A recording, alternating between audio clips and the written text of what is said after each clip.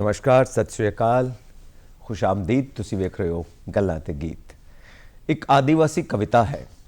ਜਦੋਂ ਇਸ ਧਰਤੀ ਤੋਂ ਆਖਰੀ ਦਰਖਤ ਕੱਟਿਆ ਗਿਆ, ਜਦੋਂ ਇਸ ਧਰਤੀ ਤੋਂ ਆਖਰੀ ਜਾਨਵਰ ਮਾਰਿਆ ਗਿਆ, ਜਦੋਂ ਇਸ ਧਰਤੀ ਤੋਂ ਆਖਰੀ ਨਦੀ ਸੁੱਕ ਗਈ, ਜਦੋਂ ਇਸ ਧਰਤੀ ਤੋਂ ਆਖਰੀ ਮੱਛੀ ਫੜੀ ਗਈ, ਉਸ ਦਿਨ ਪਤਾ ਲੱਗੂ ਕਿ ਪੈਸੇ ਨੂੰ ਖਾਧਾ ਨਹੀਂ ਜਾ ਸਕਦਾ।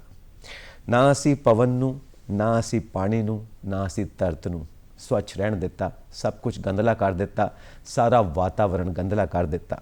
ਸਿਆਣੇ ਸਮਝਾਉਂਦੇ ਨੇ ਕਿ ਅੱਜ ਸਾਨੂੰ ਲੋੜ ਹੈ ਕੁਦਰਤੀ ਖੇਤੀ ਦੀ, ਤਾਂ ਕਿ ਵਾਤਾਵਰਣ ਦੀ ਸਾਂਭ ਸੰਭਾਲ ਕੀਤੀ ਜਾਏ, ਮਨੁੱਖ ਆਪਣੇ ਜੀਵਨ ਦੀ ਸਾਂਭ ਸੰਭਾਲ ਕਰ ਸਕੇ।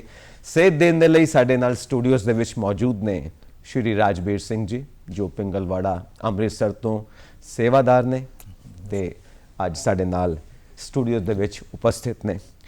ਸਵਾਗਤ ਕਰਦੇ ਹਾਂ ਔਰ ਸਾਡੀ ਖੁਸ਼ਕਿਸਮਤੀ ਕਿ ਤੁਸੀਂ ਸਮਾਂ ਕੱਢ ਕੇ ਸਾਡੇ ਨਾਲ ਸ਼ਿਰਕਤ ਕੀਤੀ।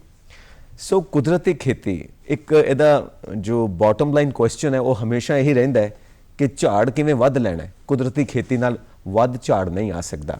ਇਹਦੇ ਉੱਤੇ ਆਪਾਂ ਪਹੁੰਚਾਂਗੇ, ਇਸ ਸਬਜੈਕਟ ਨੂੰ ਕਲੀਅਰ ਕਰਾਂਗੇ। ਇਹ ਜੋ ਸਾਡੇ ਪ੍ਰੋਗਰਾਮ ਦਾ ਮੰਤਵ ਰਹੇਗਾ ਕਿ ਇਸ ਨੂੰ ਤੁਸੀਂ ਕਿੱਦਾਂ ਹੱਲ ਕਰਦੇ ਹੋ। ਪਰ ਸ਼ੁਰੂਆਤ ਕਰਦੇ ਹਾਂ ਅਸੀਂ ਕੁਦਰਤੀ ਖੇਤੀ ਤੋਂ।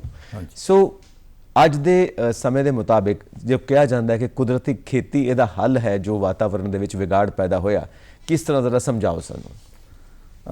ਸਮੂਹ ਦਰਸ਼ਕ ਵੀਰਾਂ ਨੂੰ ਮੈਂ ਦੱਸ ਕੇ ਖੁਸ਼ੀ ਮਹਿਸੂਸ ਕਰਾਂਗਾ ਕਿ ਪਿੰਗਲਵਾੜੇ ਦੀ ਬੁਨਿਆਦ ਭਗਤ ਪੂਰਨ ਸਿੰਘ ਜੀ ਨੇ ਰੱਖੀ ਜਦੋਂ 1947 ਦੇ ਵਿੱਚ ਉਹ ਪਾਕਿਸਤਾਨ ਤੋਂ ਆਏ ਆਪਣੇ ਫਸਟ ਚਾਈਲਡ ਪਿਆਰਾ ਸਿੰਘ ਨੂੰ ਨਾਲ ਲੈ ਕੇ, ਜਿਹੜਾ ਉਹਨਾਂ ਨੂੰ ਗੁਰਦੁਆਰਾ ਡੇਰਾ ਸਾਹਿਬ ਤੋਂ ਮਿਲਿਆ ਸੀ। ਔਰ ਉਹਨਾਂ ਨੇ ਵਾਤਾਵਰਣ ਦੇ ਉੱਤੇ ਬਹੁਤ ਕੁਝ ਲਿਖਿਆ, ਜਿੱਥੇ ਮਰੀਜ਼ ਸੰਭਾਲੇ ਨਾਲ ਵਾਤਾਵਰਣ 'ਤੇ ਕੰਮ ਕੀਤਾ।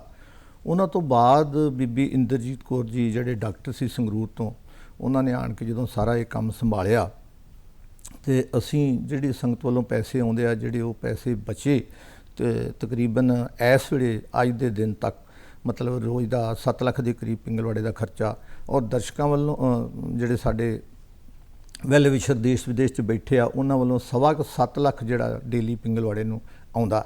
ਔਰ ਬੀਬੀ ਜੀ ਜਿਹੜੇ ਬਚੇ ਪੈਸੇ ਸੀ ਉਹਨਾਂ ਨਾਲ ਜ਼ਮੀਨ ਖਰੀਦ ਕੇ ਮੇਰੀ ਡਿਊਟੀ ਲਾਈ ਕਿ ਰਾਜਵੀਰ ਜੀ ਅਸੀਂ ਨੈਚੁਰਲ ਫਾਰਮਿੰਗ ਵਾਲੇ ਪਾਸੇ ਚੱਲਣਾ।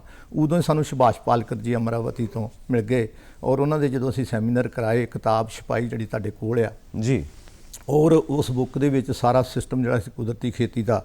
ਔਰ ਅਮਿੰਦਰ ਦੱਤ ਜੀ ਜਿਹੜੇ ਜੈਤੋ ਤੇ ਨੇ, ਉਹ ਸੁਭਾਸ਼ ਪਾਲਕਰ ਜੀ ਨੂੰ ਸਾਡੇ ਕੋਲ ਲੈ ਕੇ ਆਏ ਔਰ ਅਸੀਂ ਉਹ ਸੈਮੀਨਾਰ ਜਿਹੜਾ ਸੀ 3 ਦਿਨ ਦਾ ਕੀਤਾ। ਔਰ ਸਾਰੀ ਇਹ ਕਿਤਾਬ ਜਿਹੜੀ ਸੀ ਅਮਿੰਦਰ ਦੱਤ ਜੀ ਅਸੀਂ ਸਾਰਿਆਂ ਰਲ ਕੇ ਕਿਤਾਬ ਛਪਾਈ। ਔਰ ਇਹ ਕੁਦਰਤੀ ਖੇਤੀ ਜਿਹੜੀ ਆ, ਇਹਦੇ ਵਿੱਚ ਕੋਈ ਕੈਮੀਕਲ, ਕੋਈ ਫਰਟੀਲਾਈਜ਼ਰ ਦੀ ਵਰਤੋਂ ਨਹੀਂ ਕੀਤੀ ਜਾਂਦੀ। ਔਰ ਇਸ ਵੇਲੇ ਜਿਹੜੀ ਫੂਡ ਚੇਨ ਆ, ਇਹਦੇ 'ਚ ਸਾਰੀ ਗੜਬੜ ਹੋ ਗਈ ਆ। ਔਰ ਸੁਭਾਸ਼ ਪਾਲਕਰ ਜੀ ਦੀ ਹਿੰਮਤ ਦੇ ਨਾਲ ਅਸੀਂ ਇਹ ਜਿਹੜੀ ਕੁਦਰਤੀ ਖੇਤੀ 2007 ਤੋਂ ਕਰ ਰਹੇ ਹਾਂ, ਉਹਦੇ 'ਚ ਸਾਨੂੰ ਕੋਈ ਵੀ ਫਰਟੀਲਾਈਜ਼ਰ ਦੀ ਲੋੜ ਨਹੀਂ ਪੈਂਦੀ। ਔਰ ਜਿਹੜੀਆਂ ਸਾਡੀਆਂ ਪਰੰਪਰਾਗਤ ਗਾਵਾਂ ਦੇਸੀ, ਔਰ ਦੇਸੀ ਗਾਂ ਜਿਹੜੀਆਂ ਨੇ, ਅਸੀਂ ਇੱਕ ਗਾਂ 30 ਏਕੜ ਵਾਸਤੇ ਸੁਭਾਸ਼ ਪਾਲਕਰ ਜੀ ਦੇ ਸਿਸਟਮ ਅਨੁਸਾਰ ਰਿਕਮੈਂਡ ਕਰਦੇ ਹਾਂ। ਉਹਦਾ ਯੂਰਨ, ਉਹਦਾ ਗੋਬਰ, ਔਰ ਇਹਦੇ ਵਿੱਚ ਸਾਰੇ ਸਿਸਟਮ ਦੱਸੇ ਆ ਕਿ ਜੀਵ ਅੰਮ੍ਰਿਤ ਜੀਆਂ ਨੂੰ ਪ੍ਰਮੋਟ ਕਰਨ ਵਾਸਤੇ। ਹਾਂਜੀ, ਔਰ ਅਸੀਂ ਉਹਦੇ ਨਾਲ ਜਿਹੜਾ ਅਸੀਂ ਪੈਸਟੀਸਾਈਡ ਜਿਹੜਾ ਬਦਲਿਆ, ਉਹਦੇ ਵਿੱਚ ਅਸੀਂ ਨਿੰਮ ਦੇ ਪੱਤੇ ਪਾਉਂਦੇ ਹਾਂ, ਕਨੇਰ ਦੇ ਪੱਤੇ, ਜਾਮਨੂ ਦੇ ਪੱਤੇ, ਭਾਵ ਜਿੰਨੇ ਕੜਵੇ ਪੱਤੇ ਆ ਉਹਨਾਂ ਨੂੰ ਅਸੀਂ ਉਬਾਲ ਕੇ ਉਹਦੀ ਸਪਰੇਅ ਕਰਦੇ ਹਾਂ। ਔਰ ਦੂਸਰਾ, ਦਰਸ਼ਕਾਂ ਨੂੰ ਪਤਾ ਆ, ਬਹੁਤ ਸਾਰੇ ਵੀਰ ਸਾਡੇ ਕੋਲ ਆਉਂਦੇ ਰਹਿੰਦੇ ਆ ਔਰ ਜਿਹੜੇ ਸਾਡੇ ਮਿੱਤਰ ਕੀਟ ਆ ਉਹ 85% ਆ, 15% ਸਿਰਫ ਸਾਡੇ ਜਿਹੜੇ ਦੁਸ਼ਮਣ ਕੀਟ ਆ। ਔਰ ਇਹ ਵੀ ਸਾਰਿਆਂ ਨੂੰ ਪਤਾ ਕਿ ਯੂਨੀਵਰਸਿਟੀ ਨੇ ਲਿਖਿਆ ਹੋਇਆ, PAU ਨੇ, ਕਿ ਜਿਹੜੀਆਂ ਚਿੜੀਆਂ ਸੀਗੀਆਂ ਇਹਨਾਂ ਨੇ ਦਿਹਾੜੀ ਦੇ ਵਿੱਚ ਜੋੜੇ ਨੇ 250 ਸੁੰਡੀ ਖਾਣੀ ਹੁੰਦੀ ਆ। ਅਸੀਂ ਸਪਰੇਆਂ ਕਰ ਕਰਕੇ ਹੋਰ ਵੀ ਪੰਛੀ ਔਰ ਜਿਹੜੀਆਂ ਚਿੜੀਆਂ ਸੀ ਸਾਰੀਆਂ ਮਾਰ ਦਿੱਤੀਆਂ। ਉਹ ਸਾਡੀਆਂ ਮਿੱਤਰ ਸਨ ਜਿਨ੍ਹਾਂ ਦੀ ਖੁਰਾਕ ਛੋਟੇ ਛੋਟੇ ਉਹ ਜੀਵ ਸੀਗੇ, ਸੁੰਡੀਆਂ ਜਿਹਨਾਂ ਨੂੰ ਅਸੀਂ ਕਹਿ ਦਿੰਦੇ, ਭਾਵ ਕਿ ਕੁਦਰਤੀ ਖੇਤੀ ਤੋਂ ਬਿਨਾਂ ਸਾਡਾ ਗੁਜ਼ਾਰਾ ਨਹੀਂ। ਸੋ ਵਾਤਾਵਰਣ ਨੂੰ ਅਸੀਂ ਸੰਭਾਲਣਾ ਹੈ, ਸੰਤੁਲਨ ਅਸੀਂ ਕੁਦਰਤ ਦਾ ਖਰਾਬ ਕਰ ਦਿੱਤਾ ਤੇ ਕੁਦਰਤੀ ਖੇਤੀ ਸਾਡਾ ਇੱਕੋ ਇੱਕ ਹੱਲ ਹੈ ਜੋ ਸਾਡੇ ਕੋਲ ਮੌਜੂਦ ਹੈ। ਤੁਹਾਨੂੰ ਲੱਗਦਾ ਹੈ ਕਿ ਇਸ ਦੇ ਨਾਲ ਇਨਸਾਨ ਦੇ ਸੁਭਾਅ ਦੇ ਵਿੱਚ ਚੇਂਜ ਆਉਣੀ ਜ਼ਰੂਰੀ ਹੈ? ਕਿਉਂਕਿ ਜਦੋਂ ਤੱਕ ਇਨਸਾਨ ਦਾ ਸੁਭਾਅ ਨਹੀਂ ਬਦਲੇਗਾ, ਉਹਦੀ ਸੋਚ ਨਹੀਂ ਬਦਲੇਗੀ, ਪੈਸੇ ਦਾ ਜਾਦੂ ਉਹਦੇ ਸਿਰ ਚੜ੍ਹ ਕੇ ਜਿਹੜਾ ਬੋਲਦਾ ਹੈ ਉਹ ਬੰਦ ਨਹੀਂ ਹੋ ਜਾਏਗਾ। ਜਦੋਂ ਤੱਕ ਇਨਸਾਨ ਕੁਦਰਤੀ ਨਹੀਂ ਹੋ ਜਾਏਗਾ, ਪਹਿਲਾਂ ਇਨਸਾਨ ਨੂੰ ਕੁਦਰਤੀ ਹੋਣਾ ਚਾਹੀਦਾ, ਮਨੁੱਖ ਦਾ ਸੁਭਾਅ ਜਿਹੜਾ ਹੈ ਨੈਚੁਰਲ ਹੋਣਾ ਚਾਹੀਦਾ, ਤਾਂ ਹੀ ਨੈਚੁਰਲ ਫਾਰਮਿੰਗ ਹੋਏਗੀ। ਤਾਂ ਤੁਹਾਨੂੰ ਲੱਗਦਾ ਕਿ ਕੁਦਰਤੀ ਖੇਤੀ ਨਾਲ ਜੁੜ ਕੇ ਇਨਸਾਨ ਦਾ ਸੁਭਾਅ ਬਦਲਦਾ? ਤੁਸੀਂ ਉਹ ਬਾਬਾ ਜੀ ਦਾ ਸਭ ਤੋਂ ਪਹਿਲਾ ਸ਼ਬਦ ਜਿਹੜਾ ਉਹ ਬੋਲਿਆ, ਪਵਨ ਗੁਰੂ ਪਾਣੀ ਪਿਤਾ ਮਾਤਾ ਧਰਤ ਮਹੱਤ। ਜੀ ਜਦੋਂ ਬਾਬਾ ਜੀ ਨੇ ਸਾਨੂੰ 550 ਸਾਲ ਦੇ ਕਰੀਬ ਪਹਿਲਾਂ ਹੀ ਕਹਿ ਦਿੱਤਾ ਸੀ ਕਿ ਪਵਨ ਨੂੰ ਸੰਭਾਲੋਗੇ, ਤੁਹਾਡੀ ਫਸਟ ਨੀਡ ਹੈ, ਬਚੇ ਰਹੋਗੇ। ਪਾਣੀ ਜਿਹੜਾ ਆ ਸੈਕੰਡ ਨੀਡ ਹੈ ਸਾਡੀ, ਉਹਨੂੰ ਸੰਭਾਲੋਗੇ, ਬਚੇ ਰਹੋਗੇ। ਔਰ ਧਰਤੀ ਦੇ ਵਿੱਚੋਂ ਹੀ ਅਸੀਂ ਉਪਜੇ ਹਾਂ, ਧਰਤੀ ਦੇ ਵਿੱਚ ਜਾਣਾ। ਆਲ ਲਿਵਿੰਗ ਥਿੰਗ ਦੀ ਖੁਰਾਕ, ਜਿੰਨੀਆਂ ਵੀ ਜਿੰਦਾ ਆਈਟਮਾਂ, ਪਸ਼ੂ ਪੰਛੀ ਜਾਨਵਰ ਬਨਸਪਤੀ, ਉਹਦੀ ਖੁਰਾਕ ਜਿਹੜੀ ਆ ਉਹ ਧਰਤੀ 'ਚੋਂ ਮਿਲਦੀ ਆ। ਔਰ ਲਾਸਟ 'ਤੇ ਅਸੀਂ ਫਿਰ ਉਹਦੇ ਵਿੱਚ ਹੀ ਸੋ ਜਾਂਦੇ ਆ। ਔਰ ਇਹਨਾਂ ਤਿੰਨਾਂ ਨੂੰ ਬਾਬਾ ਜੀ ਨੇ ਕਿਹਾ ਕਿ ਜੀ ਸੰਭਾਲ ਕੇ ਰੱਖੋ, ਪਰ ਅਸੀਂ ਸੰਭਾਲਿਆ ਨਹੀਂ। ਦੇਖੋ ਇਹ ਤਾਂ ਸਾਨੂੰ ਉਹ ਉਪਦੇਸ਼ ਮੰਨਣਾ ਪਏਗਾ ਜੀ। ਜੇ ਅਸੀਂ ਉਸ ਉਪਦੇਸ਼ ਨੂੰ ਅਡਾਪਟ ਕਰ ਲੈਂਦੇ, ਮੰਨ ਲੈਂਦੇ, ਆਪਣੇ ਮਨ ਦੇ ਵਿੱਚ ਬਿਠਾ ਲੈਂਦੇ ਕਿ ਪਾਣੀ ਵੀ ਬਚਾਉਣਾ ਆ, ਦਰਖਤ ਵੀ ਲਾਉਣੇ ਆ, ਧਰਤੀ ਨੂੰ ਜ਼ਹਿਰੀਲੀ ਹੋਣ ਤੋਂ ਬਚਾਉਣਾ ਆ, ਔਰ ਸਾਡੀ ਜਿਹੜੀ ਫੂਡ ਚੇਨ ਸੀ ਇਹ ਬਰਬਾਦ ਨਹੀਂ ਸੀ ਹੋਣੀ। ਔਰ ਮਨੁੱਖ ਦੀ ਡਿਊਟੀ ਕੁਦਰਤ ਨੇ ਲਾਈ ਕਿ ਤੁਸੀਂ ਆਪ ਵੀ ਜੀਣਾ, ਦੂਜਿਆਂ ਨੂੰ ਜੀਣ ਦਾ ਮੌਕਾ ਦੇਣਾ। ਭਗਤ ਜੀ ਕਹਿੰਦੇ ਸੀ ਰੁੱਖ ਹੈ ਮਨੁੱਖ ਹੈ, ਰੁੱਖ ਨਹੀਂ ਮਨੁੱਖ ਨਹੀਂ। ਔਰ ਸਾਡੇ ਮਾफ़ ਕਰਨਾ ਮੈਂ ਗਲਤ ਨਾ ਹੋਵਾਂ, ਕਿੰਨਿਆਂ ਲੋਕਾਂ ਨੂੰ ਪਤਾ ਆ ਕਿ ਸਾਡਾ ਜੀਵਨ ਜਿਹੜਾ ਆ ਇਹ ਪੇੜ ਪੌਦੇ ਆ, ਸਾਨੂੰ ਕਿੰਨੀ ਆਕਸੀਜਨ ਦੇ ਰਹੇ ਆ, ਕਾਰਬਨ ਲੈ ਰਹੇ ਆ, ਨਾਇਸ ਪੋਲੂਸ਼ਨ ਘਟਾ ਰਹੇ ਆ, ਬਰਸਾਤ ਲਿਆਉਣ 'ਚ ਸਹਾਈ ਹੋ ਰਿਹਾ, ਪਰ ਅਸੀਂ ਧਿਆਨ ਨਹੀਂ ਦਿੰਦੇ। ਤੁਸੀਂ ਦੇਖੋ GT ਰੋਡ ਸਾਡੀ ਲੋੜ ਆ, GT ਰੋਡ ਜਿਹੜੀ ਆ 4 ਲਾਈਨ ਹੋਈ ਤਾਂ ਦਰਖਤ ਕੱਟੇ ਗਏ, 6 ਲਾਈਨ ਹੋਈ ਤਾਂ ਦਰਖਤ ਕੱਟੇ ਗਏ। ਔਰ ਇਹ ਕਿਉਂ ਕੱਟੇ ਗਏ? ਜਿਹੜੇ ਸਾਡੇ ਪਰੰਪਰਾਗਤ ਦਰਖਤ ਸੀ, ਟਾਹਲੀ ਸੀ, ਕਿੱਕਰ ਸੀ, ਤਰੇਕ ਸੀ, ਔਰ ਉਹ ਦਰਖਤ ਜਿਹੜੇ ਸੀ ਬਹੁਤ ਸਾਰੇ ਜਿਹੜੇ ਸੀ ਉਹ ਖਤਮ ਹੋ ਰਹੇ ਨੇ। ਕਿਉਂ ਖਤਮ ਹੋ ਰਹੇ? ਕਿਉਂਕਿ ਧਰਤੀ ਦਾ ਪਾਣੀ ਡਾਊਨ ਜਾ ਰਿਹਾ। ਔਰ ਮੈਂ ਕਈ ਵਾਰ ਇਸੇ ਮਾਧਿਅਮ ਤੋਂ ਦੂਰਦਰਸ਼ਨ ਤੋਂ ਦੱਸ ਚੁੱਕਾ ਹਾਂ ਕਿ 1% ਪਾਣੀ ਧਰਤੀ ਦੇ ਥੱਲੇ ਆ, 97% ਸਮੁੰਦਰ 'ਚ ਆ, 2% ਜਿਹੜੇ ਲਗਭਗ ਗਲੇਸ਼ੀਅਰ ਜਿਹੜੇ ਬਰਫ਼ ਖੁਰਦੀ ਆ ਗਰਮੀ ਦੇ ਵਿੱਚ, ਨਹਿਰਾਂ 'ਚ ਆਉਂਦੇ, ਅਸੀਂ ਪੀਂਦੇ ਵੀ ਆ, ਖੇਤੀ ਲਈ ਵਰਤਦੇ ਆ। ਹੁਣ ਇਹ ਪਾਣੀ ਜਿਹੜਾ ਇਹ ਡਾਊਨ ਜਾ ਰਿਹਾ। ਔਰ ਪਿੱਛੇ ਤੁਸੀਂ ਅਖਬਾਰਾਂ ਦੇ ਵਿੱਚ ਪੜ੍ਹਿਆ, ਬੜੇ ਵਿਗਿਆਨੀਆਂ ਦੇ ਲੇਖ ਸੀ ਕਿ 17 ਸਾਲ ਦਾ ਪਾਣੀ ਸਾਡੇ ਕੋਲ ਬਾਕੀ ਬਚ ਗਿਆ। ਔਰ ਸਾਨੂੰ ਬੂੰਦ ਬੂੰਦ ਪਾਣੀ ਬਚਾਉਣਾ ਚਾਹੀਦਾ। ਜੇ ਅਸੀਂ ਵਾਸ਼ਰੂਮ ਜਾਂਦੇ ਤਾਂ ਪਾਣੀ ਬਚਾਓ, ਕੱਪੜੇ ਧੋਣੇ ਤਾਂ ਪਾਣੀ ਬਚਾਓ। ਖੇਤੀ, ਫਲੱਡ ਇਰੀਗੇਸ਼ਨ ਖੇਤੀ ਨਹੀਂ, 4-5 ਦੇ ਛੱਡ ਕੇ ਕਿਤੇ ਵੀ ਫਲੱਡ ਇਰੀਗੇਸ਼ਨ ਨਹੀਂ ਹੁੰਦਾ। ਜਾਂ ਤਾਂ ਡ੍ਰਿਪ ਸਿਸਟਮ ਆ ਜਾਂ ਸਪ੍ਰਿੰਕਲਰ ਸਿਸਟਮ ਆ। ਔਰ ਅਸੀਂ ਸਿੱਧਾ ਪਾਣੀ ਲਾ ਕੇ ਜਿਹੜੀ ਧਰਤੀ ਆ ਉਹਦੇ ਮਸਾਮ ਬੰਦ ਕਰ ਦਿੰਦੇ ਹਾਂ। ਹੁਣ ਝੋਨਾ ਜਿਹੜਾ ਆ, ਤੁਸੀਂ 1 kg ਝੋਨੇ ਵਾਸਤੇ 4200 ਲੀਟਰ ਪਾਣੀ ਚਾਹੀਦਾ ਹੈ। ਹਾਂਜੀ। ਔਰ ਪੰਜਾਬ ਜਿਹੜਾ ਆ ਥੋੜੇ ਦਿਨਾਂ ਦੇ ਵਿੱਚ ਸਮੁੰਦਰ ਦਾ ਰੂਪ ਧਾਰਨ ਕਰ ਜਾਣਾ ਹੈ। ਹਰ ਖੇਤ ਦੇ ਵਿੱਚ ਝੋਨਾ ਲੱਗਾ ਹੋਣਾ, ਪਾਣੀ ਖੜਾ ਹੋਣਾ ਆ, ਮੌਸਮ ਦੇ ਵਿੱਚ ਵੀ ਤਬਦੀਲੀ ਆਉਣੀ ਆ। ਔਰ ਜਿਹੜੇ 85% ਸਾਡੇ ਮਿੱਤਰ ਕੀਟ ਨੇ ਉਹਨਾਂ ਨੂੰ ਅਸੀਂ ਅੱਗਾਂ ਲਾ ਕੇ ਜਲਾ ਰਹੇ ਹਾਂ, ਉਹਨਾਂ ਨੂੰ ਅਸੀਂ ਪਾਣੀ ਖੜਾ ਕਰਕੇ ਮਾਰ ਰਹੇ ਹਾਂ। ਔਰ ਜਿੰਨਾ ਚਿਰ ਮਨੁੱਖ ਨੂੰ ਇਹ ਗਿਆਨ ਜਿਹੜਾ ਗੁਰੂ ਸਾਹਿਬ ਦੇ ਕੇ ਗਏ ਸੀ ਉਹਨੂੰ ਉਹ ਵਿਚਾਰਦਾ ਨਹੀਂ, ਉਹਨੂੰ ਉਹ ਪੜ੍ਹਦਾ ਨਹੀਂ, ਉਹਨਾਂ 'ਚ ਸਾਡਾ ਪਾਰ ਉਤਾਰਾ। ਮਾਰਕੀਟ ਮੰਡੀ ਜੀ ਸਾਡੇ ਤੇ ਹਾਵੀ ਹੈ ਜੀ। ਹਰ ਫੀਲਡ ਦੇ ਵਿੱਚ ਮੰਡੀ ਹੈ ਜੀ। ਖਾਦਾਂ ਵਿੱਚ ਮੰਡੀ ਹੈ, ਮਸ਼ੀਨਰੀ ਦੇ ਵਿੱਚ ਮੰਡੀ ਹੈ, ਹਰ ਥਾਂ ਦੇ ਉੱਤੇ ਕਾਰਪੋਰੇਟਸ ਸਾਡੇ ਉੱਤੇ ਹਾਵੀ ਹੈ। ਸੋ ਇਹ ਚੀਜ਼ ਅਸੀਂ ਹਮੇਸ਼ਾ ਸਮਝਦੇ ਹਾਂ। ਇੱਕ ਪਾਸੇ ਕੁਦਰਤੀ ਖੇਤੀ, ਸਭ ਕੁਝ ਕੁਦਰਤ ਤੋਂ ਮਿਲ ਜਾਣਾ। ਜਿਵੇਂ ਤੁਸੀਂ ਗਾਂ ਦੀ ਗੱਲ ਕੀਤੀ ਹੈ, ਗਾਂ ਦੇ ਯੂਰਿਨ ਨੂੰ, ਮਲ ਮੂਤਰ ਨੂੰ ਇਸਤੇਮਾਲ ਕਰਨਾ, ਗੋਹੇ ਨੂੰ ਇਸਤੇਮਾਲ ਕਰਨਾ, ਉਹ ਉਪਜਾਊ ਬਣਾਏਗਾ ਸਾਡੀ ਧਰਤੀ ਨੂੰ। ਹੁਣ ਉਹਦੇ ਤੋਂ ਤਾਂ ਕੋਈ ਕਮਾਈ ਨਹੀਂ ਨਾ ਕਰੇਗਾ। ਕਿਸੇ ਕੰਪਨੀ ਨੂੰ, ਕਿਸੇ ਵੱਡੀ ਸੰਸਥਾ ਨੂੰ ਕੋਈ ਕਮਾਈ ਨਹੀਂ ਹੋ ਸਕਦੀ, ਕਿਉਂਕਿ ਉਹ ਤਾਂ ਕੁਦਰਤੀ ਸਾਨੂੰ ਚੀਜ਼ ਮਿਲਦੀ ਪਈ ਆ। ਹੁਣ ਜਿਹੜੇ ਬਿਜ਼ਨਸ ਕਰਨ ਵਾਲੇ ਬੈਠੇ ਨੇ, ਵੱਡੀਆਂ ਵੱਡੀਆਂ ਕੰਪਨੀਆਂ ਬੈਠੀਆਂ ਨੇ ਜਿਨ੍ਹਾਂ ਨੇ ਸਾਨੂੰ ਖਾਦਾਂ ਵੀ ਬਣਾ ਕੇ ਦੇਣੀਆਂ ਨੇ, ਮਸ਼ੀਨਰੀ ਵੀ ਬਣਾ ਕੇ ਦੇਣੀ ਹੈ, ਤੇ ਫਿਰ ਇਹ ਜੇ ਇਸ ਬਿਜ਼ਨਸ ਨੂੰ ਸਾਡੇ ਉੱਤੇ ਨਹੀਂ ਹਾਵੀ ਕਰਨਗੇ ਤਾਂ ਇਹ ਮੁਨਾਫਾ ਕਿਵੇਂ ਕਮਾਣਗੇ? ਕਿਉਂਕਿ ਮੰਡੀ ਦਾ ਮਤਲਬ ਹੈ ਮੁਨਾਫਾ। ਤੁਹਾਨੂੰ ਨਹੀਂ ਲੱਗਦਾ ਹੈ ਕਿ ਮੰਡੀ ਦੇ ਮੁਨਾਫੇ ਨੇ ਕੁਦਰਤੀ ਖੇਤੀ ਨੂੰ ਖਤਮ ਕਰ ਦਿੱਤਾ ਹੈ? ਅਸੀਂ ਹਰੀ ਕ੍ਰਾਂਤੀ ਤੋਂ ਲੈ ਕੇ ਕੈਂਸਰ ਤੱਕ ਦਾ ਸਫ਼ਰ ਤੈਅ ਕਰਦੇ ਪਏ ਹਾਂ। ਮੈਂ ਗੱਲ ਕਰਨ ਤੋਂ ਪਹਿਲਾਂ ਹੀ ਮਾਫੀ ਮੰਗ ਕੇ ਗੱਲ ਕਰਾਂਗਾ। PAU Punjab agriculture university Ludhiana, ਉਹਨਾਂ ਦਾ ਕੰਮ ਸੀ ਰਿਸਰਚ ਵਰਕ। ਉਹ ਸਾਲ 'ਚ 2 ਵਾਰ ਮੇਲੇ ਲਾਉਂਦੇ ਨੇ। ਵੱਡੇ ਵੱਡੇ AC ਟਰੈਕਟਰ, ਵੱਡੇ ਵੱਡੇ ਸਪਰੇ ਪੰਪ, ਇੰਸਟਰੂਮੈਂਟ ਐਗਰੀਕਲਚਰ ਦੇ ਜਿਹੜੇ ਆ ਉਹਨਾਂ ਦੀ ਨੁਮਾਇਸ਼ ਲਾਉਂਦੇ, ਕੰਪਨੀਆਂ ਨੂੰ ਪ੍ਰਮੋਟ ਕਰਦੇ ਆ। ਯੂਨੀਵਰਸਿਟੀ ਦਾ ਇਹ ਕੰਮ ਨਹੀਂ ਸੀ। ਯੂਨੀਵਰਸਿਟੀ ਦਾ ਕੰਮ ਸੀ ਰਿਸਰਚ ਵਰਕ, ਖੋਜ ਕਰਨੀ ਔਰ ਗਿਆਨ ਜਿਹੜਾ ਆ ਅੱਗੇ ਉਹਨੂੰ ਵੰਡਣਾ। ਬੇਸ਼ੱਕ ਯੂਨੀਵਰਸਿਟੀ ਨੇ ਬਹੁਤ ਕੰਮ ਕੀਤਾ, ਪਰ ਦੂਜੇ ਪਾਸੇ ਇਹ ਵੀ ਪ੍ਰੋਬਲਮ ਆ ਗਈ ਕਿ ਜੇ ਜ਼ਿਮੀਂਦਾਰ ਦੇ ਕੋਲ 4 ਏਕੜ ਜ਼ਮੀਨ ਹੈ, 55 ਹਾਰਸ ਪਾਵਰ ਟਰੈਕਟਰ ਆ। ਜੇ 2 ਭਰਾ ਅਲੱਗ ਹੋ ਗਿਆ 2 ਟਰੈਕਟਰ ਆ, 3 ਭਰਾ ਅਲੱਗ ਹੋ ਗਏ 3 ਟਰੈਕਟਰ ਆ। ਉਹਦੇ ਨਾਲ ਅਸੀਂ ਮਿੱਟੀ ਪੁੱਟਣੀ ਸੀ, ਸਵੇਰੇ ਪੁੱਟ ਲਓ, ਮਨੇਰੇ ਪੁੱਟ ਲਓ, ਅੱਧੀ ਰਾਤ ਪੁੱਟ ਲਓ। ਸਾਨੂੰ ਤਾਂ ਚਾਹੀਦਾ ਸੀਗਾ ਕਿ ਸਾਡੇ ਕੋਲ 50 ਤੋਂ 100 ਏਕੜ ਦੇ ਦੌਰਾਨ ਇੱਕ ਟਰੈਕਟਰ ਜਿਹੜਾ ਸੀ ਉਹਦੀ ਡਿਮਾਂਡ ਸੀ, ਸਾਡੀ ਲੋੜ ਸੀਗੀ। ਪਰ ਅਸੀਂ ਇਹ ਮਸ਼ੀਨਰੀ ਜਿਹੜੀ ਆ ਇੰਨੀ ਜ਼ਿਆਦਾ, ਜਦੋਂ ਅਸੀਂ ਟਰੈਕਟਰ ਸਟਾਰਟ ਕਰਦੇ ਹਾਂ, ਖੇਤ ਤੱਕ ਲਿਜਾਂਦੇ ਹਾਂ, ਤੇ ਕਦੀ ਸੋਚਿਆ ਵੀ ਕਿੰਨਾ ਤੇਲ ਜਿਹੜਾ ਸੀ ਉਹ ਖੇਤ ਤੇ ਪਹੁੰਚਣ ਤੱਕ ਜਿਹੜਾ ਸੀ ਉਹਨੇ ਵੇਸਟ ਕਰ ਦਿੱਤਾ। ਔਰ ਹਰ ਸਾਲ ਉਹਦੀ ਰਿਪੇਅਰ ਤੇ ਕਿੰਨਾ ਖਰਚਾ, ਬੈਟਰੀ ਚੇਂਜ, ਆਰਮੇਚਰ, ਡੈਨਮੋ ਵਗੈਰਾ ਰਿਪੇਅਰ ਕਰਾਉਣਾ ਪੈਂਦਾ। ਇਹ ਜਿਹੜਾ ਕੁਦਰਤੀ ਖੇਤੀ ਜਿਹੜਾ ਸਿਸਟਮ ਸੁਭਾਸ਼ ਪਾਲੇਕਰ ਜੀ ਲੈ ਕੇ ਆਏ ਆ, ਔਰ ਇਹ ਗਵਰਨਰ ਇਸ ਵੇਲੇ ਪਹਿਲਾਂ ਇੱਥੇ ਸੀ ਹਿਮਾਚਲ ਦੇ ਵਿੱਚ, ਹੁਣ ਉਹ ਆਚਾਰਿਆ ਦੇਵਵਰਤ ਜੀ ਗੁਜਰਾਤ 'ਚ ਚਲੇ ਗਏ ਨੇ ਔਰ ਸਾਡੇ ਕੋਲ ਆਏ ਆ, ਸਾਨੂੰ ਮਿਲੇ ਆ ਔਰ ਬਹੁਤ ਵਧੀਆ ਉਹ ਇਸ ਵਿਸ਼ੇ ਤੇ ਕੰਮ ਜਿਹੜਾ ਆ ਉਹ ਦਿਨ ਰਾਤ ਕਰ ਰਹੇ ਆ ਔਰ ਬਾਕੀ ਵੀ ਹੋਰ ਲੋਕ ਕਰ ਰਹੇ ਨੇ, ਪਰ ਹਾਲੀ ਸਲੋ ਆ, ਜਿਹੜਾ ਕੰਮ ਬਹੁਤ ਹੋਣਾ ਚਾਹੀਦਾ। ਦੂਸਰਾ ਮੈਂ ਦੁੱਖ ਨਾਲ ਕਹਿ ਰਿਹਾ ਕਿ ਆਲ ਓਵਰ ਜਿਹੜੇ ਫੂਡ ਵੈਲਿਊ ਦੇ ਤੱਤ ਜੇ ਤੁਸੀਂ ਚੈੱਕ ਕਰਾਉਣੇ ਆ ਤੇ ਸਾਡੇ ਕੋਲ ਪੰਜਾਬ 'ਚ ਲੈਬੋਰਟਰੀ ਨਹੀਂ ਹੈਗੀ, ਅਸੀਂ ਜੈਪੁਰ ਤੋਂ ਕਰਾਉਨੇ ਆ ਜੀ ਗੁੜਗਾਵਾਂ 'ਚ ਹੈਗੀ ਆ, ਦੇਹਰਾਦੂਨ ਹੈਗੀ ਆ, ਦਿੱਲੀ 'ਚ ਬਿਰਲਾ ਸ਼੍ਰੀ ਰਾਮ ਵਾਲਿਆਂ ਦੀ ਵੀ ਹੈਗੀ ਆ। ਔਰ ਤੁਸੀਂ ਜਦੋਂ ਵਿਦੇਸ਼ਾਂ ਜਾਂਦੇ ਹੋ ਤਾਂ ਬੋਰਡ ਲੱਗਾ ਹੁੰਦਾ ਆ ਕਿ ਇਹ ਜਿਹੜਾ ਆ ਇਹ ਨੈਚੁਰਲ ਸਿਸਟਮ ਰਾਹੀਂ ਤਿਆਰ ਕੀਤੀਆਂ ਹੋਈਆਂ ਸਬਜ਼ੀਆਂ ਨੇ ਔਰ ਇਹ ਕੈਮੀਕਲ ਦੁਆਰਾ ਤਿਆਰ ਕੀਤੀਆਂ ਹੋਈਆਂ ਆ। ਸਾਡੇ ਤੁਸੀਂ ਇੱਥੋਂ ਦੀ ਕਿਸੇ ਮੰਡੀ ਦੇ ਵਿੱਚ ਵੀ ਉਹ ਬੋਰਡ ਤੁਹਾਨੂੰ ਨਜ਼ਰ ਨਹੀਂ ਆਏਗਾ ਕਿ ਬੋਰਡ ਲੱਗਾ ਹੋਏਗਾ। ਜਿਹੜੇ ਪੜ੍ਹੇ ਲਿਖੇ ਲੋਕ ਤੁਹਾਡੇ ਵਰਗੇ ਜਾਂਦੇ ਨੇ ਉਹ ਦੇਖ ਕੇ ਤੇ ਉੱਥੋਂ ਆਪਣੀ ਪਰਚੇਜ ਜਿਹੜੀ ਆ ਕਰ ਸਕਣ, ਆਪਣੇ ਪਰਿਵਾਰ ਨੂੰ ਸਵਸਥ ਫੂਡ ਜਿਹੜੀ ਆ ਦੇ ਸਕਣ। ਔਰ ਇਹ ਕਿੰਨੇ ਕੰਮ ਕਰਨਾ ਸਰਕਾਰਾਂ ਨੇ। ਔਰ ਪ੍ਰੋਸੈਸਿੰਗ ਯੂਨਿਟ ਮੱਕੀ ਤੋਂ 57 ਆਈਟਮਾਂ ਤਿਆਰ ਹੁੰਦੀਆਂ ਆ। ਮੱਕੀ ਤੋਂ ਸਭ ਤੋਂ ਪਹਿਲਾਂ ਤਾਂ ਗਲੂਕੋਜ਼ ਤਿਆਰ ਹੋ ਗਿਆ, ਵਾਈਨ ਬੀਅਰ ਕਈ ਕੁਛ ਤਿਆਰ ਹੁੰਦਾ, ਤੇਲ ਵੀ ਬਣਦਾ, ਖੰਡ ਵੀ ਬਣਦੀ ਆ ਔਰ ਫਿਰ ਡੱਬਾ ਬੰਦ ਪੈਕਟ ਬੰਦ।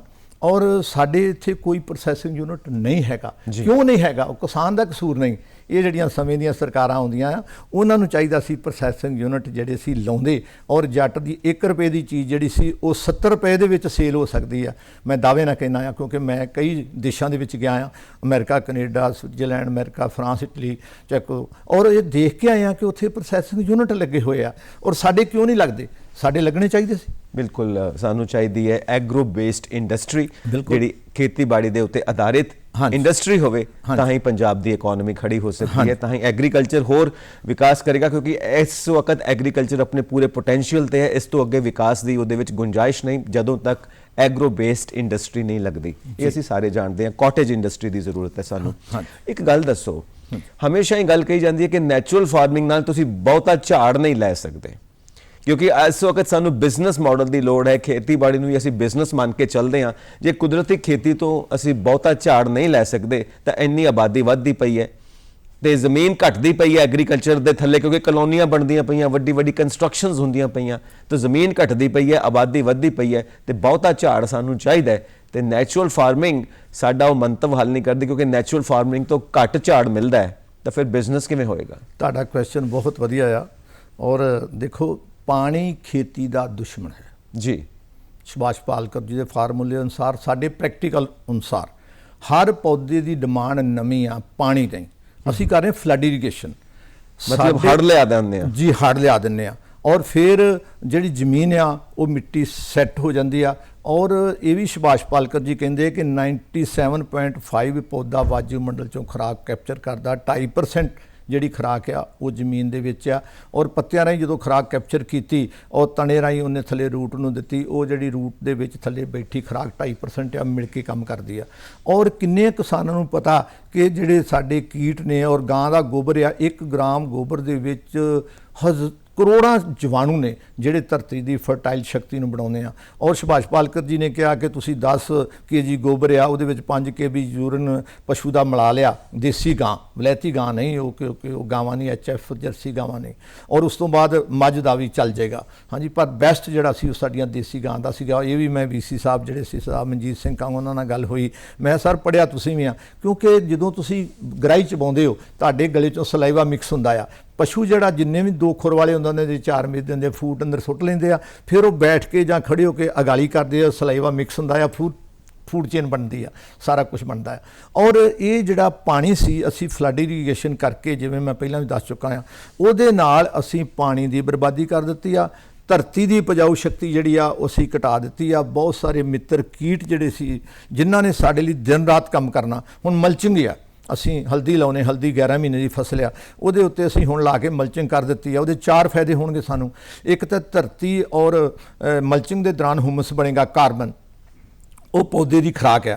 ਦੂਸਰਾ, ਜਿਹੜੇ ਮਿੱਤਰ ਕੀਟ ਆ ਸਾਡੇ, ਉਹ ਹਨੇਰੇ ਵਿੱਚ ਕੰਮ ਕਰਕੇ ਖੁਸ਼ੀ ਮਹਿਸੂਸ ਕਰਦੇ ਆ, ਜ਼ਿਆਦਾ ਕੰਮ ਕਰਦੇ ਆ। ਤੀਸਰਾ, ਜਿਹੜਾ ਨਮੀ ਕੰਟਰੋਲ ਰਹੇਗੀ, ਪਾਣੀ ਘੱਟ ਦੇਣਾ ਪਏਗਾ। ਚੌਥਾ, ਉਹਦੇ 'ਚ ਖਰਪਤਵਾਰ ਨਹੀਂ ਹੋਏਗਾ। ਔਰ ਜਿਹੜੇ ਕਿਸਾਨ ਵੀਰ ਇਹ ਕਹਿੰਦੇ ਆ, ਬਿਨਾਂ ਕੀਤਿਆਂ ਤੋਂ ਕਹਿ ਦਿੰਦੇ ਆ ਕਿ ਕੁਦਰਤੀ ਖੇਤੀ ਜਿਹੜੀ ਆ ਘਾਟੇ ਵਾਲੀ ਆ, ਤੁਸੀਂ ਸਾਡੇ ਕੋਲ ਆਓ, ਆਣ ਕੇ ਪਾਪੂਲਰ ਦਾ ਮਾਡਲ ਦੇਖੋ। ਅਸੀਂ ਐਵਰੀ 3 ਈਅਰ 80 ਪੌਦੇ ਏਕੜ ਦੇ ਵਿੱਚ ਪਾਪੂਲਰ ਦੇ ਤਿਆਰ ਕਰ ਦਿੰਦੇ ਆ। ਇਹ ਕੋਈ ਅਸੀਂ ਮਤਲਬ ਕਿਤਾਬ ਦੇ ਵਿੱਚ ਵੀ ਛਾਪਿਆ ਹੋਇਆ, ਆਣ ਕੇ ਪ੍ਰੈਕਟੀਕਲ ਤੁਸੀਂ ਦੇਖ ਸਕਦੇ ਹੋ। ਕਣਕ ਅਸੀਂ ਬੈੱਡਾਂ ਦੇ ਉੱਤੇ ਬੀਜਦੇ ਆ, 26 ਤੋਂ 30 ਕਿਲੋ ਬੀਜ ਪਾਉਂਦੇ ਆ, ਔਰ 50 ਜਿਹੜੇ ਸਾਡੇ ਬੈੱਡ ਹੁੰਦੇ ਆ 300 ਲਾਈਨ ਕਣਕ ਦੀ ਹੁੰਦੀ ਆ। ਇਵੇਂ ਗੰਨਾ ਆ, 1 ਏਕੜ ਦੇ ਵਿੱਚ ਅਸੀਂ 2 ਕਨਾਲ ਗੰਨੇ ਦੀ ਖੇਤੀ ਕਰ ਰਹੇ ਹਾਂ, ਉਹਦੇ ਵਿੱਚ 12 ਫਸਲਾਂ ਬੀਜ ਰਹੇ। ਆਣ ਕੇ ਦੇਖੋ ਸਬਜ਼ੀਆਂ ਲੱਗੀਆਂ ਹੋਈਆਂ, ਘੀਆ ਵੀ ਲੱਗਾ ਹੋਇਆ, ਖੀਰਾ ਵੀ ਆ, ਤਰ ਵੀ ਆ, ਕਰੇਲਾ ਵੀ ਆ, ਮਿਰਚ ਵੀ ਆ, ਔਰ ਉਹ ਜਿਹੜੀਆਂ ਸੀਜ਼ਨ ਦੀਆਂ ਸਬਜ਼ੀਆਂ। ਔਰ ਗੰਨੇ ਦੀ ਜੀਲਡ 2 ਕਨਾਲ ਚੋਂ 400 ਕੁਇੰਟਲ। ਸਰਦਾਰ ਕਾਹਨ ਸਿੰਘ ਜਨੂੰ ਡਿਪਟੀ ਕਮਿਸ਼ਨਰ ਸੀ, ਸ਼ੂਗਰ ਕੇਨ ਡਿਪਾਰਟਮੈਂਟ ਸੱਦ ਕੇ ਉਹ ਜਦੋਂ ਜੀਲਡ ਕੱਢੀ 407 ਕੁਇੰਟਲ, ਤੇ ਕਹਿੰਦੇ ਰਾਜਵੀਰ ਜੀ ਬੀ ਕਿੰਨਾ? ਮੈਂ ਕਿਹਾ ਜੀ 1.25 ਕੁਇੰਟਲ। ਔਰ ਉਹ ਕਹਿੰਦੇ ਆ ਜੀ ਇਹ ਤੇ ਖਰਚਾ ਕਿੰਨਾ ਆਇਆ? ਮੈਂ ਕਿਹਾ ਜੀ 7400 ਰੁਪਏ ਆਇਆ। ਉਹ ਆਤਮਾ ਸਕੀਮ ਅਧੀਨ ਉਹਨਾਂ ਨੇ ਉਸ ਵੇਲੇ ਚੈੱਕ ਕੱਢ ਕੇ 7400 ਰੁਪਇਆ ਵੀ ਦਿੱਤਾ। ਔਰ ਜੇ ਅਸੀਂ 2 ਕਨਾਲ ਚੋਂ 400 ਕੁਇੰਟਲ ਦੇ ਰਹੇ ਹਾਂ, ਔਰ ਜਿਹੜਾ ਕਿਸਾਨ ਦਾ ਮੈਥਡ ਆ 37 ਤੋਂ 40 ਕੁਇੰਟਲ ਬੀਜ ਗੰਨੇ ਦਾ ਬੀਜ ਕੇ ਅਸੀਂ 1.25 ਕੁਇੰਟਲ ਬੀਜਦੇ ਆ, ਪਾਉਨੇ ਆ ਬੀ, ਔਰ ਸਾਡਾ ਗੰਨਾ 8 ਸਾਲ ਚੱਲਦਾ, ਕਿਸਾਨ ਦੂਜੇ ਤੋਂ ਤੀਜੇ ਸਾਲ ਬਦਲ ਦਿੰਦਾ। ਆਣ ਕੇ ਪ੍ਰੈਕਟੀਕਲ ਦੇਖੋ ਤੁਸੀਂ ਕਿ ਕੁਦਰਤੀ ਖੇਤੀ ਲਾਹੇਵੰਦੀ ਆ ਕਿ ਘਾਟੇਵੰਦੀ ਆ। ਇੱਕ ਤੁਸੀਂ ਗੱਲ ਇਹ ਬੜੀ ਪਤਾ ਦੀ ਦੱਸੀ ਕਿ ਅਸੀਂ ਜਿਹੜਾ ਹੜ੍ਹ ਲਿਆ ਦਿੰਦੇ ਆ ਪਾਣੀ ਦਾ ਖੇਤਾਂ ਦੇ ਵਿੱਚ, ਜਿਵੇਂ ਹੁਣ ਝੋਨੇ ਦੀ ਬਿਜਾਈ ਹੋਣੀ ਆ ਤਾਂ ਥਾਂ ਥਾਂ ਦੇ ਉੱਤੇ ਪਾਣੀ ਖੜਾ ਹੋਣਾ, ਸਮੁੰਦਰ ਬਣ ਜਾਣਾ ਪੂਰਾ ਪੰਜਾਬ ਜੀ, ਇੰਨਾ ਪਾਣੀ ਖੜਾ ਹੋਣਾ। ਸੋ ਉਹ ਬਿਲਕੁਲ ਗਲਤ ਕੰਮ ਹੈ। ਸਾਨੂੰ ਤੁਬਕਾ ਤਰੀਕੇ ਦੇ ਨਾਲ ਸਿੰਚਾਈ ਕਰਨੀ ਚਾਹੀਦੀ ਹੈ। ਸਾਨੂੰ ਸਪ੍ਰਿੰਕਲ, ਜਿਵੇਂ ਉਹ ਛੋਟੀਆਂ ਮਸ਼ੀਨਾਂ ਲਗਾਈਆਂ ਹੋਈਆਂ, ਜਿਵੇਂ ਬੁਛਾਰ ਪੈਂਦੀ ਹੈ, ਅਸੀਂ ਦੇਸੀ ਸਪ੍ਰਿੰਕਲਰ ਆਪਣੇ ਬਣਾਏ ਆ, ਆਣ ਕੇ ਦੇਖੋ ਤੁਸੀਂ। ਅੱਛਾ ਜੀ, ਆਪਣੇ ਬਣਾਏ ਹੋਇਆ। ਜਿਵੇਂ ਸਪ੍ਰਿੰਕਲ ਮਤਲਬ ਬੁਛਾਰ ਪੈਂਦੀ ਹੈ, ਬੁਛਾਰ ਪੈਂਦੀ ਆ। ਉਹ ਮਤਲਬ ਇੱਕ ਪਾਸੇ 15 ਫੁੱਟ 15 ਫੁੱਟ 15 ਫੁੱਟ ਯਾਨੀ 45 ਫੁੱਟ ਜਿਹੜਾ ਆ ਉਹਦਾ ਦਾਇਰਾ ਹੁੰਦਾ ਇੱਕ ਸਪ੍ਰਿੰਕਲਰ ਦਾ। ਅਸੀਂ ਆਪਣੇ ਦੇਸੀ ਬਣਾਏ। ਤੁਸੀਂ ਆਣ ਕੇ ਜਦੋਂ ਝੋਨੇ ਦੀ ਫਸਲ ਨੂੰ ਸਪ੍ਰਿੰਕਲ ਚਾਹੀਦਾ ਕਿ ਤੁਬਕਾ ਚਾਹੀਦਾ? ਉਹਨੂੰ ਵੀ ਸਪ੍ਰਿੰਕਲਰ ਦੀ ਲੋੜ ਹੈ ਝੋਨੇ ਦੀ ਫਸਲ ਨੂੰ। ਔਰ ਜਿਹੜੀ ਝੋਨੇ ਦੀ ਫਸਲ ਆ, ਤੁਸੀਂ ਬਹੁਤ ਵਧੀਆ ਗੱਲ ਕੀਤੀ। ਔਰ ਅਸੀਂ ਅੱਜ ਤੋਂ 5 ਸਾਲ ਪਹਿਲਾਂ ਝੋਨਾ ਬੈੱਡਾਂ ਤੇ ਲਾਉਨੇ ਆ। ਹਾਂਜੀ, ਹੁਣ ਸਾਡੇ ਮਾਨਯੋਗ ਮੁੱਖ ਮੰਤਰੀ ਜੀ ਬੜਾ ਵਿਚਾਰੇ ਪ੍ਰਚਾਰ ਕਰ ਰਹੇ ਆ ਕਿ ਝੋਨਾ ਬੈੱਡਾਂ ਤੇ ਲਾਉਣਾ ਚਾਹੀਦਾ, 1500 ਰੁਪਇਆ ਕਿਸਾਨ ਨੂੰ ਦਿੱਤਾ ਜਾਏਗਾ। ਔਰ ਅਸੀਂ ਤਕਰੀਬਨ 5 ਸਾਲ ਤੋਂ ਝੋਨਾ ਜਿਹੜਾ ਬੈੱਡਾਂ ਤੇ ਲਾਉਨੇ ਆ, ਡਾਇਰੈਕਟ ਸੋਇੰਗ ਨਹੀਂ ਕਰਦੇ। ਇਹ ਤਾਂ ਡਾਇਰੈਕਟ ਕਰ ਰਹੇ ਆ ਨਾ। ਸਾਡੇ ਕੋਲ ਸੀਡ ਡਰਿਲ ਆ, ਮੈਂ ਦਾਅਵੇ ਨਾਲ ਕਹਿੰਦਾ ਕਿ ਇੰਡੀਆ ਦੇ ਵਿੱਚ ਉਹ ਸੀਡ ਡਰਿਲ ਕਿਸੇ ਕੋਲ ਨਹੀਂ ਸੀ ਹੈਗੀ। ਹਾਂਜੀ, ਔਰ ਸਭ ਤੋਂ ਪਹਿਲੀ ਸੀਡ ਡਰਿਲ 1 ਸਾਲ ਲਾ ਕੇ ਮੈਂ ਉੱਥੇ ਵਰਕਸ਼ਾਪ ਦੇ ਵਿੱਚ ਬਹਿ ਕੇ ਜੰਡਿਆਲੇ ਬਣਾਈ ਸੀ। ਮਲਟੀਪਰਪਜ਼ ਸੀਡ ਡਰਿਲ ਆ, ਮਸਟਰਡ ਤੋਂ ਲੱਗ ਕੇ ਤੁਸੀਂ ਮੱਕੀ ਦੇ ਦਾਣੇ ਮੋਟੇ ਹੁੰਦੇ ਆ ਉਹਦੇ ਤੱਕ, ਉਹਦੇ ਨਾਲ ਸੀਡ ਜਿਹੜਾ ਆ ਉਹ ਧਰਤੀ ਦੇ ਵਿੱਚ ਡਰਿਲ ਕਰ ਸਕਦੇ ਹੋ।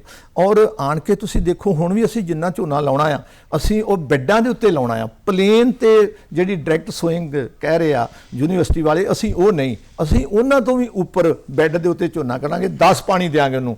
ਔਰ ਕਿਉਂਕਿ ਵਿੱਚ ਬਰਸਾਤ ਵੀ ਹੋ ਜਾਣੀ ਆ, ਔਰ ਪੌਦੇ ਨੂੰ ਨਮੀ ਚਾਹੀਦੀ, ਪਾਣੀ ਨਹੀਂ ਚਾਹੀਦਾ। ਔਰ ਫਸਲੀ ਚੱਕਰ ਤੇ ਅਪਣਾਉਣਾ ਹੀ ਕਹੂ। ਨਦੀਨ ਦੀ ਗੱਲ ਕਰਨਗੇ ਕਿ ਝੋਨੇ ਦੇ ਵਿੱਚੋਂ ਨਦੀਨ ਜਿਹੜਾ ਆ ਉਹ ਕਿਵੇਂ ਖਤਮ ਕੀਤਾ ਜਾਏਗਾ। ਸਾਡੇ ਕੋਲ ਥੋੜਾ ਜਿਹਾ ਮਤਲਬ ਦਾਇਰਾ ਵੱਡਾ ਹੈ। ਪਿੰਗਲਵਾੜੇ ਦੇ ਕੋਲ 270 ਦੇ ਕਰੀਬ ਪਸ਼ੂ ਵੀ ਨੇ, ਔਰ ਡੇਅਰੀ ਫਾਰਮ, ਮੱਝਾਂ ਗਾਵਾਂ ਵੀ ਹੈਗੀਆਂ, ਕਿਉਂਕਿ ਉੱਥੇ ਨੀਡ ਹੈ ਦੁੱਧ ਦੀ। ਫਿਰ ਵੀ ਸਾਨੂੰ ਵੇਰਕਾ ਡੇਅਰੀ ਤੋਂ ਭੈਣ ਜੀ ਦੁੱਧ ਮੰਗਵਾਉਂਦੇ ਆ।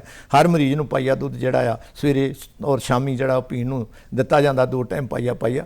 ਔਰ ਉਹ ਤੁਸੀਂ ਆਣ ਕੇ ਦੇਖੋ ਕਿ ਅਸੀਂ ਬੈੱਡਾਂ ਦੇ ਕਰ ਰਹੇ ਹਾਂ। ਅਫਸੋਸ ਹੈ ਕਿ ਇਹਨੂੰ ਪ੍ਰਮੋਟ ਕਿਉਂ ਨਹੀਂ ਕਰਦੇ, ਕਿਉਂਕਿ ਪਿੰਗਲਵਾੜੇ ਦਾ ਆ। ਹਾਂਜੀ, ਗੱਲ ਇਹ ਹੈ ਕਿ ਹਰੀ ਕ੍ਰਾਂਤੀ ਦੇ ਨਾਲ ਜਿਹੜੀ ਤੁਸੀਂ ਕ੍ਰਾਂਤੀ ਸ਼ੁਰੂ ਕਰਦੇ ਪਏ ਹੋ, ਜੇ ਉਸ ਨੂੰ ਅਪਣਾਇਆ ਜਾਏ, ਉਹ ਮਾਡਲ ਅਪਣਾਇਆ ਜਾਏ, ਤਾਂ ਪੰਜਾਬ ਦੇ ਵਿੱਚ ਇੱਕ ਨਵੀਂ ਕ੍ਰਾਂਤੀ ਆ ਸਕਦੀ ਹੈ। ਆ ਸਕਦੀ ਹੈ ਜੀ, ਆ ਸਕਦੀ ਹੈ। ਪਰ ਮੈਂ ਅਫਸੋਸ ਨਾ ਵੇਖੋ, ਮੈਂ ਮਾਫੀ ਮੰਗ ਕੇ ਕਹਾਂਗਾ ਕਿ ਜੇ ਤੁਸੀਂ ਪਿੰਡ ਦੇ ਸਰਪੰਚ ਨੂੰ ਪੁੱਛੋ ਵੀ ਤੁਹਾਡਾ ਈਡੀਓ ਕੌਣ ਆ, ਐਗਰੀਕਲਚਰ ਆਫੀਸਰ ਕੌਣ ਆ, ਤੇ ਨਹੀਂ ਪਤਾ।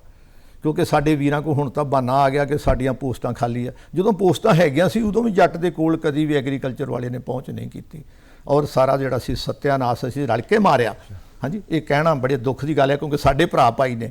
ਔਰ ਇਹ ਕਿਉਂ ਨਹੀਂ ਐਗਰੀਕਲਚਰ ਵਾਲਾ, ਔਰ ਮਿੱਟੀ ਟੈਸਟ ਕਰਕੇ ਜ਼ਿਮੀਂਦਾਰ ਦੇ ਖੇਤ ਦੇ ਕੰਢੇ ਦੇ ਉੱਤੇ ਰਿਪੋਰਟ ਜਿਹੜੀ ਉਹਨੂੰ ਦੇਣੀ ਚਾਹੀਦੀ ਆ। ਔਰ ਮਿੱਟੀ ਟੈਸਟ ਕਰਨ ਵਾਲੇ ਇੰਸਟਰੂਮੈਂਟ ਜਿਹੜੇ ਲੈਬੋਰਟਰੀਆਂ ਚੈੱਕ ਕਰ ਲਓ ਅੱਜ, ਲੈਬੋਰਟਰੀਆਂ ਦੇ ਵਿੱਚ ਤੇ ਕਈ ਸਾਲਾਂ ਦੇ ਇੰਸਟਰੂਮੈਂਟ ਜਗਾਲ ਖਾ ਗਏ, ਔਰ ਕਿਸਾਨ ਨੂੰ ਕਦੀ ਮਿੱਟੀ ਟੈਸਟ ਕਰਕੇ ਰਿਪੋਰਟ ਦਿੱਤੀ ਨਹੀਂ।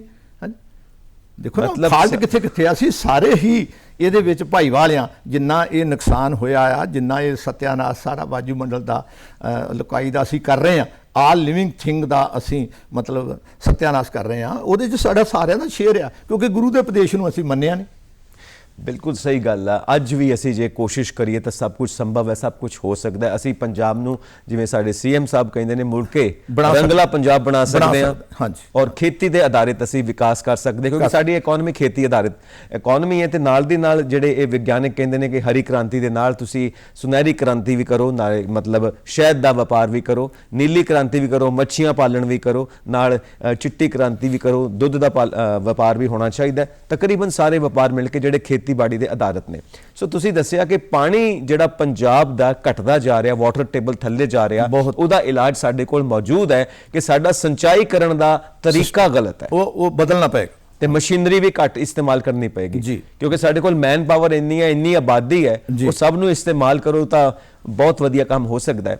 ਇੱਕ ਇਹਦੇ ਚ ਪੁਆਇੰਟ ਆਉਂਦਾ ਕਿ ਨੈਚੁਰਲ ਫਾਰਮਿੰਗ ਦੇ ਨਾਲ ਸਹਿਕਾਰੀ ਖੇਤੀ ਅਪਣਾਓ, ਕੋਆਪਰੇਟਿਵ ਫਾਰਮਿੰਗ, ਸਾਰੇ ਜਣੇ ਮਿਲ ਕੇ ਖੇਤੀਬਾੜੀ ਕਰੋ, ਕੱਲਾ ਕੱਲਾ ਬੰਦਾ ਨਾ ਕਰੋ। ਜਦੋਂ ਸਭ ਮਿਲ ਕੇ ਕਰਾਂਗੇ ਤਾਂ ਇਹ ਸ਼ਬਦ ਇਸਤੇਮਾਲ ਕਰਨਾ ਪਏਗਾ ਕਿ ਖੁਦਕੁਸ਼ੀਆਂ ਵੀ ਰੁਕ ਜਾਣਗੀਆਂ, ਕਿਉਂਕਿ ਬੰਦਾ ਬੰਦੇ ਦਾ ਦਾਰੂ ਹੁੰਦਾ। ਸਾਰੇ ਆਪਸ ਚ ਜੁੜ ਕੇ ਖੇਤੀ ਕਰਨਗੇ ਤਾਂ ਇਮੋਸ਼ਨਲ ਸਪੋਰਟ ਵੀ ਮਿਲਦੀ ਹੈ। ਜੀ, ਤੁਸੀਂ ਬਹੁਤ ਵਧੀਆ ਸਵਾਲ ਕੀਤਾ।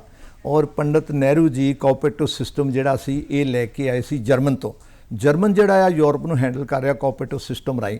ਪਿੰਡ ਦੇ ਵਿੱਚ ਕੋਆਪਰੇਟਿਵ ਸੁਸਾਇਟੀ ਔਰ ਪਿੰਡ ਦਾ ਪ੍ਰੋਫਿਟ ਪਿੰਡ 'ਚ ਰਹਿਣਾ। ਤੁਸੀਂ ਲਾਂਬੜਾ ਕਾਂਗੜੀ ਸੁਸਾਇਟੀ ਬੁੱਲੋਵਾਲ ਹੁਸ਼ਿਆਰਪੁਰ ਜਾਓ ਔਰ ਉਹਨਾਂ ਦੇ ਕੋਲ ਟਰੈਕਟਰ ਵੀ ਆ, ਉਹਨਾਂ ਕੋਲ ਡੀਜ਼ਲ ਪੰਪ ਵੀ ਆ, ਐਗਰੀਕਲਚਰ ਇੰਸਟਰੂਮੈਂਟ ਸਾਰੇ ਉਹਨਾਂ ਦੇ ਕੋਲ ਨੇ, ਔਰ ਡੇਲੀ ਜਿਹੜੀਆਂ ਸਾਡੀਆਂ ਆਈਟਮਾਂ ਰਾਸ਼ਨ ਪਾਣੀ ਦੁਕਾਨ ਵੀ ਉਹਨਾਂ ਦੇ ਕੋਲ ਆ, ਮਿਊਜ਼ੀਅਮ ਹਾਲ ਵੀ ਆ। ਮੈਂ ਕਈ ਵਾਰ ਉੱਥੇ ਗਿਆ। ਆਜ਼ਾਲੀ ਸੁਸਾਇਟੀ ਜਾ ਕੇ ਦੇਖੋ ਕਿ ਸਾਰੇ ਪਿੰਡਾਂ ਦੇ ਵਿੱਚ ਸੁਸਾਇਟੀ ਜਿਹੜੀ ਸੀ ਉਹ ਨਹੀਂ ਚੱਲ ਸਕਦੀ, ਕਿਉਂਕਿ ਅਸੀਂ ਆਪ ਹੀ ਸੁਸਾਇਟੀ ਦੇ ਪ੍ਰਧਾਨ ਆ ਔਰ ਅਸੀਂ ਆਪ ਹੀ ਸੁਸਾਇਟੀ ਨੂੰ ਬਰਬਾਦ ਕਰ ਦਿੱਤਾ। ਪਿੰਡ ਦਾ ਇੱਕ ਪੈਸਾ ਵੀ ਬਾਹਰ ਨਹੀਂ ਸੀ ਜਾਣਾ ਸੁਸਾਇਟੀ ਰਾਹੀਂ। ਔਰ ਕੋਆਪਰੇਟਿਵ ਸਿਸਟਮ ਜਿਹੜਾ ਇਹ ਤੋਂ ਬਿਨਾਂ ਅਸੀਂ ਤਰੱਕੀ ਜਿਹੜੀ ਸੀ ਉਹ ਨਹੀਂ ਕਰ ਸਕਦੇ। ਉੱਥੋਂ ਜਰਮਨ ਤੋਂ ਪੰਡਤ ਨਹਿਰੂ ਜੀ ਲੈ ਕੇ ਆਏ ਸੀ ਔਰ ਉਹਨਾਂ ਨੇ ਇੱਥੇ ਕਿਹਾ ਵੀ ਸਾਨੂੰ ਇਹਦੇ ਤੇ ਕੰਮ ਕਰਨਾ ਚਾਹੀਦਾ। ਉਹ ਸ਼ੁਰੂਆਤ ਹੋਈ ਪਰ ਅੱਗੇ ਅਸੀਂ ਉਹਨੂੰ ਆਪ ਹੀ ਬਰਬਾਦ ਕਰ ਦਿੱਤਾ। ਹਮ ਨਹੀਂ ਚੰਗੇ ਬੁਰਾ ਨਹੀਂ ਕੋਏ। ਸਾਨੂੰ ਆਪਣੇ ਅੰਦਰ ਝਾਤੀ ਮਾਰਨੀ ਚਾਹੀਦੀ ਆ ਕਿ ਅਸੀਂ ਕਿੱਦਾਂ ਇਹ ਸਾਰਾ ਜਿਹੜਾ ਆ ਔਰ ਨੁਕਸਾਨ ਕੀਤਾ ਔਰ ਹੁਣ ਅਸੀਂ ਸਾਰੇ ਜਿਹੜੇ ਆ ਉਹਦੇ ਵਿੱਚ ਗੋਤੇ ਖਾ ਰਹੇ ਆ। ਹਾਂਜੀ, ਔਰ ਦਿਨ ਬ ਦਿਨ ਸੋਚ ਰਹੇ ਆ ਕਿ ਬੱਚੇ ਨੂੰ ਦੁੱਧ ਪਿਲਾਉਣਾ ਤੇ ਕਿਹੜਾ ਪਿਲਾਈਏ, ਬੱਚੇ ਨੂੰ ਫੂਡ ਖਵਾਉਣੀ ਆ ਤੇ ਕਿਹੜੀ ਖਵਾਈਏ। ਇਹ ਮਤਲਬ ਸਾਰਾ ਕੁਝ ਸਿਸਟਮ ਜਿਹੜਾ ਸੀ ਉਹਨੂੰ ਬਰਬਾਦ ਕਰਨ 'ਚ ਅਸੀਂ ਸਾਰੇ ਭਾਈਵਾਲ। ਸਾਨੂੰ ਚਾਹੀਦੀਆਂ ਨੇ ਪ੍ਰਧਾਨਗੀਆਂ, ਸਾਨੂੰ ਚਾਹੀਦੀਆਂ ਨੇ ਵੱਡੀਆਂ ਵੱਡੀਆਂ ਕੁਰਸੀਆਂ, ਵੱਡੇ ਵੱਡੇ ਅਹੁਦੇ, ਭਾਵੇਂ ਸਭ ਕੁਝ ਬਰਬਾਦ ਹੋ ਜਾਵੇ, ਸਾਨੂੰ ਚਾਹੀਦੀ ਹੈ ਲੀਡਰਸ਼ਿਪ। ਇਹ ਸਾਡੀ ਖਾਮੀ ਹੈ। ਸਾਨੂੰ ਲਾਲਚ ਦੇ ਮਾਰਿਆਂ ਹੋਇਆਂ ਨੂੰ ਇਹ ਵੱਡੇ ਵੱਡੇ ਅਹੁਦਿਆਂ ਨੇ ਮਾਰ ਸੁੱਟਿਆ। ਸੋ ਬੰਦਾ ਬੰਦੇ ਦਾ ਦਾਰੂ ਹੈ ਤੇ ਬੰਦਾ ਬੰਦੇ ਦੇ ਭਾਰੂ ਹੈ, ਇਹ ਸਾਡੇ ਬਜ਼ੁਰਗ ਕਹਿੰਦੇ ਨੇ, ਤੇ ਬੰਦੇ ਨੂੰ ਬੰਦੇ ਦਾ ਦਾਰੂ ਹੋਣਾ ਚਾਹੀਦਾ। ਰਾਜਵੀਰ ਜੀ, ਇੱਕ ਗੀਤ ਸੰਗੀਤ ਦੀ ਗੱਲ ਹੋ ਜਾਏ, ਫਿਰ ਉਸ ਤੋਂ ਬਾਅਦ ਅਸੀਂ ਆਪਣੇ ਵਿਸ਼ੇ ਤੇ ਪਰਤਦੇ ਹਾਂ। ਆਓ ਜੀ ਇਸ ਗੀਤ ਦਾ ਆਨੰਦ ਲਈਏ।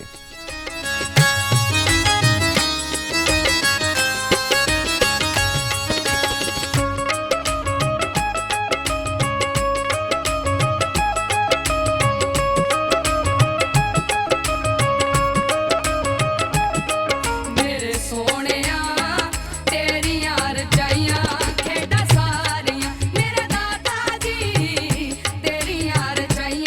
ਖੇਡਾਂ ਸਾਰੀਆਂ ਮੇਰੇ ਸੋਹਣਿਆ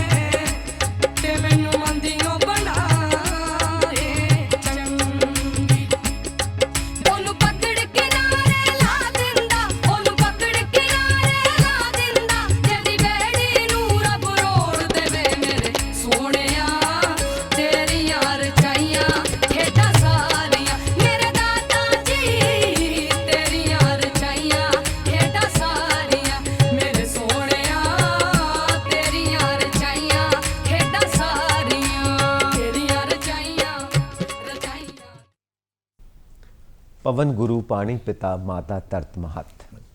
ਅੱਜ ਅਸੀਂ ਗੱਲ ਕਰ ਰਹੇ ਹਾਂ ਕਿ ਕੁਦਰਤੀ ਖੇਤੀ ਸਾਡੀਆਂ ਸਾਰੀਆਂ ਸਮੱਸਿਆਵਾਂ ਨੂੰ ਹੱਲ ਕਰ ਸਕਦੀ ਹੈ ਤੇ ਸਾਡੇ ਨਾਲ ਮੌਜੂਦ ਨੇ ਸ਼੍ਰੀ ਰਾਜਵੀਰ ਸਿੰਘ ਪਿੰਗਲਵਾੜਾ ਤੋਂ, ਅੰਮ੍ਰਿਤਸਰ ਤੋਂ। ਸੋ ਸਾਨੂੰ ਉਹ ਕੁਦਰਤੀ ਖੇਤੀ ਬਾਰੇ ਦੱਸ ਰਹੇ ਨੇ ਤੇ ਇਹਨਾਂ ਦੀ ਕਿਤਾਬ ਹੈ ਕੁਦਰਤੀ ਖੇਤੀ ਕਿਵੇਂ ਕਰੀਏ, how to practice natural farming. So ਇਹ ਕਿਤਾਬ ਤੁਹਾਨੂੰ ਮਿਲ ਸਕਦੀ ਹੈ, ਤੁਸੀਂ ਮਾਰਕੀਟ ਵਿੱਚ ਜਾ ਕੇ ਲੈ ਸਕਦੇ ਹੋ ਔਰ ਪਿੰਗਲਵਾੜਾ ਤੋਂ ਵੀ ਤੁਸੀਂ ਡਾਇਰੈਕਟਲੀ ਮੰਗਵਾ ਸਕਦੇ ਹੋ। फ्री मिलती है, बिल्कुल फ्री मिलेगी और कोई पैसा नहीं लिया जाएगा इस किताब का तुहाडे तो। और इस किताब नूं तुसीं अपना के अपनियां सारियां मुश्किलां हल कर सकते हो। सो राजवीर जी, तुसीं इहदे उत्ते लिखिआ कि कुदरती खेती अंदोलन राहीं मनुख दी पीड़ा मुक्ति, कुदरत नूं विनाश तो बचाउण अते सरबत दे भले लई एक छोटी जही कोशिश, हालांकि कोशिश बहुत वड्डी है। सो इस सरबत दा भला इहदे विच किवें समाया होया? देखो, मैं पहला बेनती कीती सीगी कि ऑल लिविंग थिंग ਜਿਹੜੇ ਵੀ ਸਾਰੀਆਂ ਜੀਵ ਜਾਤੀ ਰਹਿੰਦੀ ਹੈ ਧਰਤੀ ਦੇ ਉੱਤੇ, ਪੇੜ ਪੌਦੇ ਮਨੁੱਖ ਸਭ ਕੁਝ, ਹਾਂਜੀ, ਔਰ ਹਰ ਇੱਕ ਨੇ ਫੂਡ ਜਿਹੜੀ ਆ ਉਹ ਧਰਤੀ ਤੋਂ ਲੈਣੀ ਆ, ਹਾਂਜੀ, ਔਰ ਸਵਸਥ ਫੂਡ ਜਿਹੜੀ ਆ ਸਾਡੀ ਡਿਮਾਂਡ ਆ।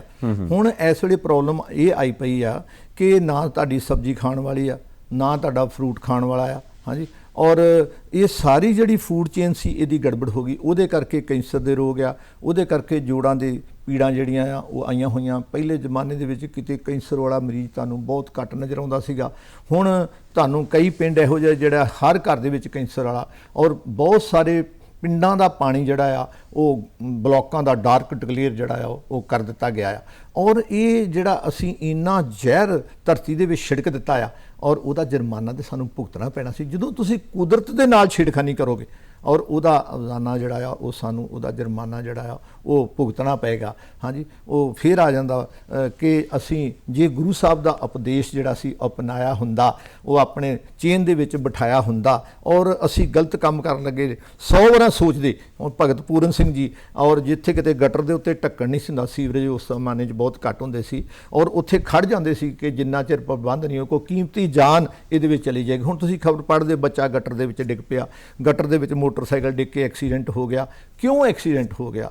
ਗਲਤੀਆਂ ਸਾਡੀਆਂ ਨੇ। ਭਗਤ ਜੀ ਕਿੱਲ ਡਿੱਗਾਂ ਦਾ ਸੀ, ਖੁਰੀ ਡਿੱਗੀ ਹੁੰਦੀ ਸੀ, ਜਿਹੜੀਆਂ ਘੋੜਿਆਂ ਦੀਆਂ ਸਾਡੀਆਂ ਜੁੱਤੀਆਂ ਨੂੰ ਵੀ ਖੁਰੀ ਲੱਗੀ ਹੁੰਦੀ ਸੀਗੀ, ਔਰ ਭਗਤ ਜੀ ਚੁੱਕ ਕੇ ਆਪਣੇ ਬਾਟੇ ਦੇ ਵਿੱਚ ਪਾ ਲੈਂਦੇ ਸੀਗੇ। ਔਰ ਬੀਬੀ ਜੀ ਵੀ ਉਸੇ ਵਿਸ਼ੇ ਤੇ ਕੰਮ ਕਰ ਰਹੇ ਆ, ਔਰ ਬੀਬੀ ਜੀ ਦਿਨ ਰਾਤ ਇਹ ਸਾਰਾ ਲਿਟਰੇਚਰ ਛਪਾ ਕੇ ਜਗ੍ਹਾ ਜਗ੍ਹਾ ਤੇ ਵੰਡਦੇ ਆ, ਔਰ ਮਰੀਜ਼ ਜਿਹੜੇ ਆ ਉਹ ਚੈੱਕ ਕਰਦੇ ਆ। ਜੇ ਕੋਈ ਬਾਹਰੋਂ ਫੱਟੜ ਆ ਜਾਂਦਾ ਉਹਦੀ ਮਲਮ ਪੱਟੀ ਕਰ ਰਹੇ ਆ, ਔਰ ਉਹਦੇ ਵਾਈਟ ਕੀੜੇ ਖੋਪਰੀ ਦੇ ਵਿੱਚ ਜਿਸ ਪਾਸੇ ਪਿਆ ਰਹਿੰਦਾ ਆ ਰੋਡ ਸਾਈਡ ਦੇ ਉੱਤੇ, ਔਰ ਉਹ ਕੀੜੇ ਜਦੋਂ ਚਿਮਟੀ ਦੇ ਨਾਲ ਕੱਢ ਰਹੇ ਹੁੰਦੇ ਆ, ਤੁਹਾਨੂੰ ਵੇਖ ਕੇ ਬੜੀ ਹੈਰਾਨੀ ਹੁੰਦੀ ਆ, ਤੇ ਉਹ ਉਹਦੀ ਸਫਾਈ ਕਰ ਰਹੇ ਹੁੰਦੇ ਆ।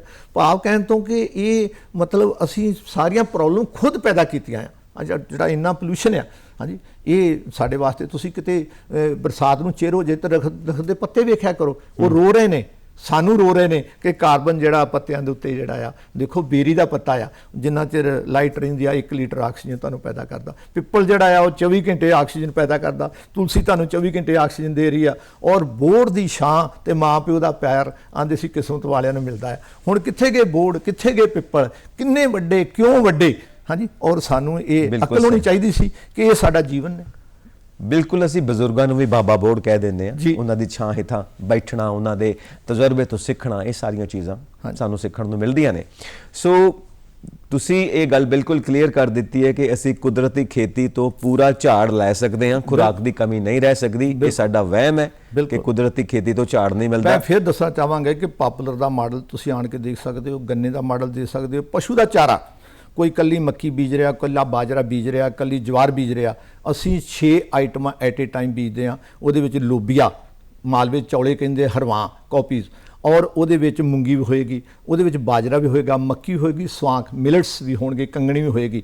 ਔਰ ਉਹ ਪੌਦੇ ਜਿਹੜੇ ਆ, ਲੋਬੀਆ ਵੀ ਨਾਈਟ੍ਰੋਜਨ ਜ਼ਮੀਨ ਦੇ ਵਿੱਚ ਬਣਾ ਰਿਹਾ ਆ, ਮੂੰਗੀ ਵੀ ਬਣਾ ਰਹੀ ਆ, ਸਵਾਂਖ ਵੀ ਬਣਾ ਰਿਹਾ, ਕੰਗਣੀ ਵੀ ਬਣਾ ਰਹੀ ਆ, ਤੇ ਨੋਕਦਾਰ ਪੱਤੇ ਜਿਹੜੇ ਖਾ ਰਹੇ, ਬਾਜਰਾ ਖਾ ਰਿਹਾ। ਇੱਕ ਬੈਲੈਂਸ ਬਣ ਗਿਆ ਕਿ ਖਾ ਕੌਣ ਰਿਹਾ ਤੇ ਬਣਾ ਕੌਣ ਰਿਹਾ। ਤੁਸੀਂ ਆਪਣੇ ਪੀਪੇ ਦੇ ਵਿੱਚ, ਡਰਮ ਦੇ ਵਿੱਚੋਂ ਤੁਸੀਂ ਅਨਾਜ ਆਟਾ ਕੱਢੀ ਜਾਂਦੇ ਹੋ, ਤੇ ਜੇ ਤੁਸੀਂ ਉਹਦੇ ਵਿੱਚ ਪਾਉਂਦੇ ਨਹੀਂ ਤੇ ਫਿਰ ਮੁੜ ਕੇ ਉਹਨੇ ਖਤਮ ਤਾਂ ਹੋਣਾ ਹੀ। ਬਿਲਕੁਲ ਸਹੀ ਗੱਲ ਹੈ। ਜਦੋਂ ਤੁਹਾਡੇ ਕੋਲੇ ਪੂਰਾ ਵਿਕਾਸ ਮਾਡਲ ਮੌਜੂਦ ਆ ਜੀ, ਤੁਸੀਂ ਪੂਰੀ ਖੇਤੀਬਾੜੀ ਦੀ ਸਮੱਸਿਆ ਹੱਲ ਕਰ ਸਕਦੇ ਹੋ, ਪੰਜਾਬ ਦੀ ਬਲਕਿ ਪੂਰੀ ਦੁਨੀਆ ਦੀ ਕਰ ਸਕਦੇ ਹੋ। ਇਹ ਮਾਡਲ ਤਾਂ ਕਿਤੇ ਵੀ ਅਪਣਾਏ ਜਾ ਸਕਦੇ ਨੇ, ਉੱਥੋਂ ਦੇ ਵਾਤਾਵਰਣ ਦੇ ਮੁਤਾਬਿਕ, ਉੱਥੋਂ ਦੇ ਸੱਭਿਆਚਾਰ ਦੇ ਮੁਤਾਬਿਕ ਤੁਸੀਂ ਅਪਣਾ ਸਕਦੇ ਹੋ। ਤਾਂ ਫਿਰ ਦਿੱਕਤ ਕੀ ਹੈ? ਇਹਨੂੰ ਅਪਲਾਈ ਕਿਉਂ ਨਹੀਂ, ਪ੍ਰੈਕਟਿਸ ਕਿਉਂ ਨਹੀਂ ਕੀਤੀ ਜਾਂਦੀ? ਕਿ ਸਾਡੇ ਕੋਲ ਕਈ ਮਾਡਲ ਨੇ ਤੁਸੀਂ ਆਣ ਕੇ ਜਦੋਂ ਮਰਜ਼ੀ ਆ 12 ਮਹੀਨੇ ਰੁੱਤ ਅਨੁਸਾਰ ਜਿਹੜੀ ਸਾਡਾ ਫਸਲੀ ਉਹ ਚੱਕਰ ਆ ਉਹ ਅਸੀਂ ਅਪਣਾਇਆ ਹੋਇਆ। ਆਣ ਕੇ ਕੋਈ ਵੀ ਜ਼ਿਮੀਂਦਾਰ ਆਉਂਦੇ, ਬਹੁਤ ਸਾਰੇ ਬੱਸਾਂ ਭਰ ਕੇ ਜੰਮੂ ਤੋਂ ਆ ਰਹੇ ਆ, ਯੂਪੀ ਤੋਂ ਆ ਰਹੇ ਆ, ਰਾਜਸਥਾਨ ਤੋਂ ਆ ਰਹੇ ਆ। ਔਰ ਪਿੱਛੇ ਜੇ ਸੈਂਟਰ ਗਵਰਨਮੈਂਟ ਨੇ ਸਾਡੀਆਂ 5 ਸਟੇਟਾਂ ਦਾ ਇੱਕ ਸੈਮੀਨਾਰ ਵੀ ਅਸੀਂ ਉੱਥੇ ਕਰਵਾਇਆ ਸੀਗਾ। ਜੀ। ਔਰ ਉੱਥੇ ਜਿਹੜੇ ਖੇਤੀ ਮਾਹਰ ਵੀ ਆਏ ਸੀਗੇ ਔਰ ਜਿਹੜੇ ਸਾਡੇ ਕਿਸਾਨ ਵੀਰ ਉਹ ਵੀ ਆਏ ਸੀਗੇ। ਔਰ ਪਿੰਗਲਵਾੜਾ ਜਿਹੜਾ ਸਾਰਿਆਂ ਦਾ ਸਾਂਝਾ ਆ।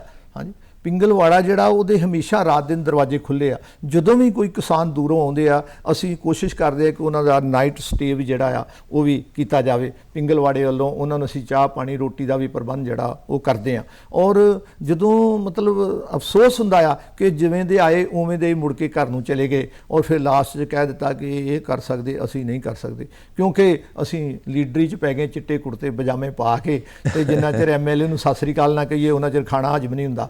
ਔਰ ਕਿਸਾਨ ਦਾ ਕੰਮ ਹੈ ਖੇਤ ਵਿੱਚ ਜਾਣਾ। ਕਿਸਾਨ ਖੇਤ 'ਚ ਬਹੁਤ ਘੱਟ ਜਾਂਦਾ ਆ। ਇਸ ਵੇਲੇ ਕੰਮ ਤੋਂ ਥੋੜਾ ਜਿਹਾ ਅਸੀਂ ਕਿਨਾਰਾ ਕਰ ਗਏ ਆ, ਦਿਖਾਵੇ 'ਚ ਪੈ ਗਏ ਆ। ਔਰ ਇਹ ਜਿਹੜਾ ਦਿਖਾਵਾ ਸੀ ਇਹ ਸਾਡਾ ਨੁਕਸਾਨ ਜਿਹੜਾ ਉਹ ਕਰ ਰਿਹਾ। ਬਿਲਕੁਲ, ਜਿਹੜੀ ਫੋਕੀ ਟੋਰ ਅਸੀਂ ਕੱਢਣੀ ਹੈ ਨਾ, ਫੋਕੀ ਟੋਰ, ਇਹਨੇ ਸਾਰਾ ਕੰਮ ਖਰਾਬ ਕਰਕੇ ਰੱਖ ਦਿੱਤਾ। ਸੋ ਇੱਕ ਗੱਲ ਦੱਸੋ ਕਿ ਜਦੋਂ ਤੁਹਾਡੇ ਕੋਲ ਸਾਰਾ ਮਾਡਲ ਮੌਜੂਦ ਹੈ, ਸਭ ਕੁਝ ਮੌਜੂਦ ਹੈ, ਤੇ ਤੁਸੀਂ ਇਹਨੂੰ ਕਿੱਦਾਂ ਪ੍ਰਮੋਟ ਆਪਣੇ ਆਪ ਕਰ ਸਕਦੇ ਹੋ? ਲੋਕਾਂ ਤੱਕ ਤੁਸੀਂ ਆਪ ਪਹੁੰਚੋ, ਕਿਉਂਕਿ ਜੇ ਲੋਕ ਤੁਹਾਡੇ ਕੋਲ ਨਹੀਂ ਆ ਰਹੇ ਤੁਸੀਂ ਲੋਕਾਂ ਤੱਕ ਪਹੁੰਚ ਕਰੋ ਪੰਜਾਬ ਖਾਤਰ, ਭਾਰਤ ਦੀ ਖਾਤਰ। ਅਸੀਂ ਸੈਮੀਨਾਰ ਕਰਦੇ ਹਾਂ, ਜਿਵੇਂ ਸੰਗਰੂਰ ਅਸੀਂ ਸੈਮੀਨਾਰ ਰੱਖ ਲੈਂਦੇ ਆ, ਅੰਮ੍ਰਿਤਸਰ ਸੈਮੀਨਾਰ ਰੱਖ ਲੈਂਦੇ ਆ। ਔਰ ਮੈਨੂੰ ਮਾਲਵੇ ਦੇ ਵਿੱਚ ਬੁੱਕਣ ਵਾਲਾ ਆ, ਲਲਚੀਆਂ ਆ, ਜਲਾਲਾਬਾਦ ਆ, ਮੈਂ ਕਈ ਪਿੰਡਾਂ ਦੇ ਵਿੱਚ ਜਿਹੜੇ ਆ ਇੱਧਰ ਗੁਰਦਾਸਪੁਰ ਡਿਸਟ੍ਰਿਕਟ ਦੇ ਵਿੱਚ, ਹੁਸ਼ਿਆਰਪੁਰ ਦੇ ਵਿੱਚ ਅਸੀਂ ਸੈਮੀਨਾਰ ਜਿਹੜੇ ਆ ਉਹ ਕਰਦੇ ਰਹਿੰਦੇ ਆ। ਔਰ ਅਸੀਂ ਲਗਾਤਾਰ ਜਿਹੜੇ ਸਾਡੇ ਕੋਲ ਦਰਸ਼ਕ ਵੀਰ ਆਉਂਦੇ ਆ, ਭਾਵੇਂ ਮੇਰੇ ਕੋਲ ਦਿਹਾੜੀ 'ਚ 7 ਗਰੁੱਪ ਆ ਜਾਣ, ਮੈਂ 7 ਨੂੰ ਉਵੇਂ ਅਟੈਂਡ ਕਰਨਾ ਜਿਵੇਂ ਨੰਬਰ 1 ਨੂੰ ਕੀਤਾ ਸੀਗਾ। ਥੱਕਦੇ ਨਹੀਂ ਹੋ ਤੁਸੀਂ? ਭਗਤ ਜੀ ਨੇ ਕਿਹਾ ਨਾ ਥੱਕਣਾ ਤੇ ਨਾ ਅੱਕਣਾ, ਉਹਦੀ ਰਹਿਮਤ ਆ ਜੀ।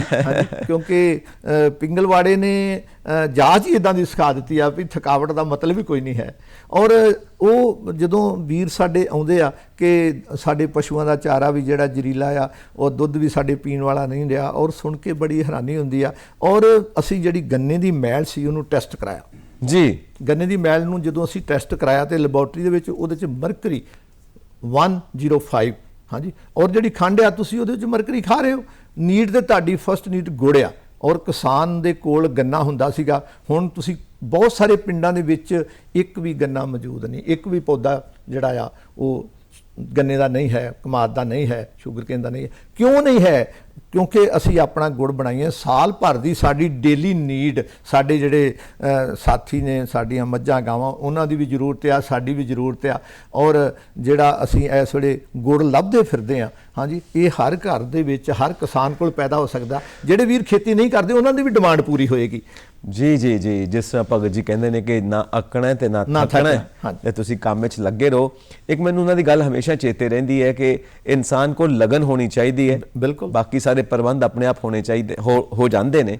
ਇੱਕ ਲਗਨ ਤੁਹਾਡੇ ਕੋਲ ਹੋਣੀ ਚਾਹੀਦੀ ਹੈ, ਤੇ ਭਾਵੇਂ ਜੇਬ ਵਿੱਚ ਤੁਹਾਡੇ ਧੇਲਾ ਵੀ ਨਾ ਹੋਵੇ ਤਾਂ ਵੀ ਸਾਰੇ ਪ੍ਰਬੰਧ ਹੋ ਜਾਣਗੇ। ਕਿਉਂਕਿ ਵਾਤਾਵਰਨ ਦੀ ਗੱਲ ਕਰ ਰਹੇ ਸੀ, ਮੈਨੂੰ 970 ਸਕੂਲਾਂ 'ਚ ਜਾਣ ਦਾ 11 ਸਾਲਾਂ ਦੇ ਵਿੱਚ ਮੌਕਾ ਮਿਲਿਆ। ਬੀਬੀ ਜੀ ਵੀ ਨਾਲ ਜਾਂਦੇ ਰਹੇ ਆ, ਸਾਡੇ ਪਿੰਗਲਵਾੜੇ ਦੇ ਜਿਹੜੇ ਸੇਵਾਦਾਰ ਉਹ ਵੀ ਨਾਲ ਜਾਂਦੇ ਰਹੇ। ਗੱਡੀ ਭਰ ਕੇ ਅਸੀਂ ਹੱਥ ਜੋੜ ਕੇ ਸਕੂਲ 'ਚ ਬੂਟੇ ਲਾਉਣੇ ਆ, ਗੁਰਦੁਆਰਾ ਸਾਹਿਬ 'ਚ ਲਾਉਣੇ ਆ, ਮੰਦਿਰ ਆ, ਪੁਲਿਸ ਸਟੇਸ਼ਨ ਆ, ਹਰ ਥਾਂ ਤੇ ਬਿਜਲੀ ਘਰ ਆ, ਔਰ ਪੌਦੇ ਜਿਹੜੇ ਸੀ ਉੱਥੇ ਲਾ ਕੇ। ਬਾਅਦ ਵਿੱਚ ਉਹਨਾਂ ਦੀ ਸੰਭਾਲ ਵੀ ਤੇ ਚਾਹੀਦੀ ਹੈ ਨਾ। ਨਹੀਂ, ਸੰਭਾਲ ਨਹੀਂ ਹੈਗੀ।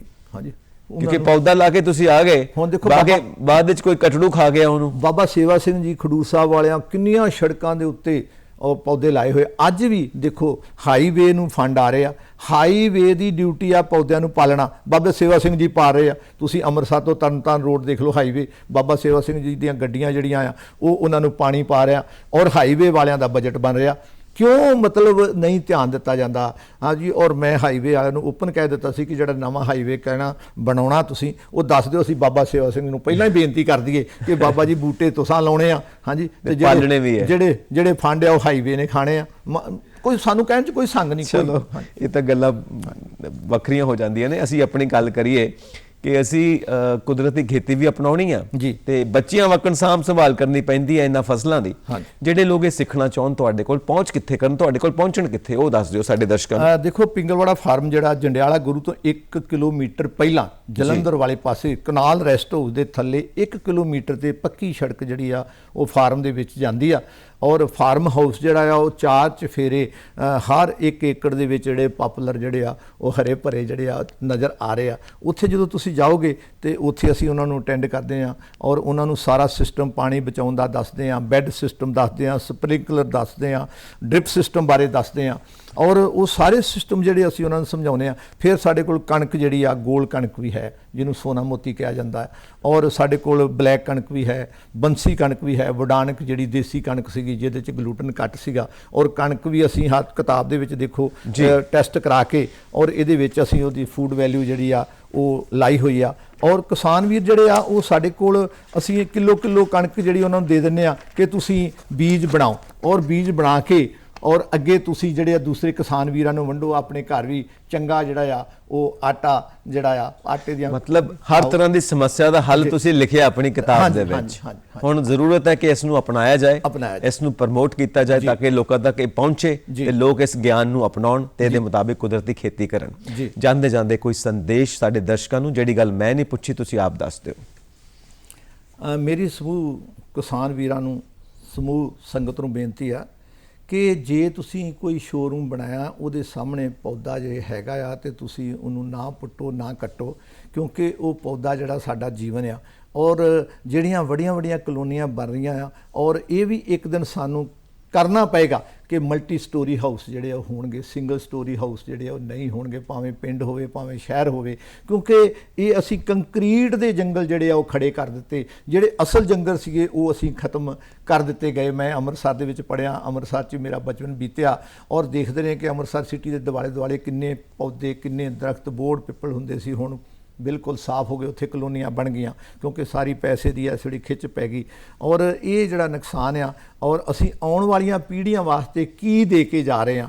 ਸਾਡਾ ਤਾਂ ਭਗਤ ਜੀ ਕਹਿੰਦੇ ਸੀ ਆਪ ਜੀਓ ਤੇ ਦੂਜਿਆਂ ਨੂੰ ਜੀਣ ਦਾ ਮੌਕਾ ਦਿਓ, ਪਰ ਅਸੀਂ ਤਾਂ ਇਹ ਸੋਚ ਲਿਆ ਕਿ ਮੈਂ ਜੀਣਾ, ਮੇਰੇ ਤੋਂ ਬਾਅਦ ਜਿਹੜੇ ਆ ਉਹ ਜੋ ਮਰਜ਼ੀ ਜਿੱਦਾਂ ਮਰਜ਼ੀ ਬੀਜੇ, ਸਾਡੀ ਕੋਈ ਜ਼ਿੰਮੇਵਾਰੀ ਨਹੀਂ।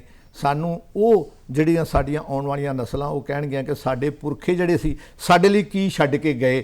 ਔਰ ਇਹ ਮੇਰੀ ਬੇਨਤੀ ਆ ਕਿ ਪੌਦੇ ਜ਼ਰੂਰ ਲਾਓ। ਤੁਸੀਂ ਖੇਤ ਦੇ ਵਿੱਚ ਹੋ, ਤੁਸੀਂ ਘਰ ਦੇ ਵਿੱਚ ਹੋ, ਤੁਸੀਂ ਘਰ ਦੇ ਵਿੱਚ ਤੁਹਾਡੇ ਘਰ 'ਚ ਕੜੀ ਪੱਤਾ ਵੀ ਹੋਣਾ ਚਾਹੀਦਾ, ਐਲੋਵੀਰਾ ਵੀ ਹੋਣਾ ਚਾਹੀਦਾ ਆ ਔਰ ਪੁਦੀਨਾ ਵੀ ਹੋਣਾ ਚਾਹੀਦਾ, ਨਿਆਜ਼ ਬੋਝ ਵੀ ਹੋਣਾ ਚਾਹੀਦਾ। ਤੁਹਾਡੀ ਡੇਲੀ ਰਸੋਈ ਦੀ ਇਹ ਨੀਡ ਆ ਔਰ ਮੇਰੀ ਬੇਨਤੀ ਆ ਕਿ ਧਿਆਨ ਜ਼ਰੂਰ ਇਸ ਪਾਸੇ ਦਿਓ। ਬਿਲਕੁਲ ਜੀ, ਰਾਜਵੀਰ ਸਰ ਨੇ ਬਿਲਕੁਲ ਠੀਕ ਗੱਲ ਕਹੀ ਕਿ ਸਾਨੂੰ ਫਲੈਟ ਸਿਸਟਮ ਵੱਲ ਜਾਣਾ ਪਏਗਾ, ਹੌਰੀਜ਼ੈਂਟਲ ਵਿਕਾਸ ਨਹੀਂ। ਹੁਣ ਸਾਨੂੰ ਫਲੈਟ ਸਿਸਟਮ ਅਪਣਾਉਣੇ ਪੈਣਗੇ ਤਾਂ ਕਿ ਉੱਤੇ ਮਲਟੀ ਸਟੋਰੀ ਬਿਲਡਿੰਗ ਬਣੇ ਔਰ ਖੇਤੀਬਾੜੀ ਵਾਸਤੇ ਜ਼ਮੀਨ ਬਚ ਸਕੇ।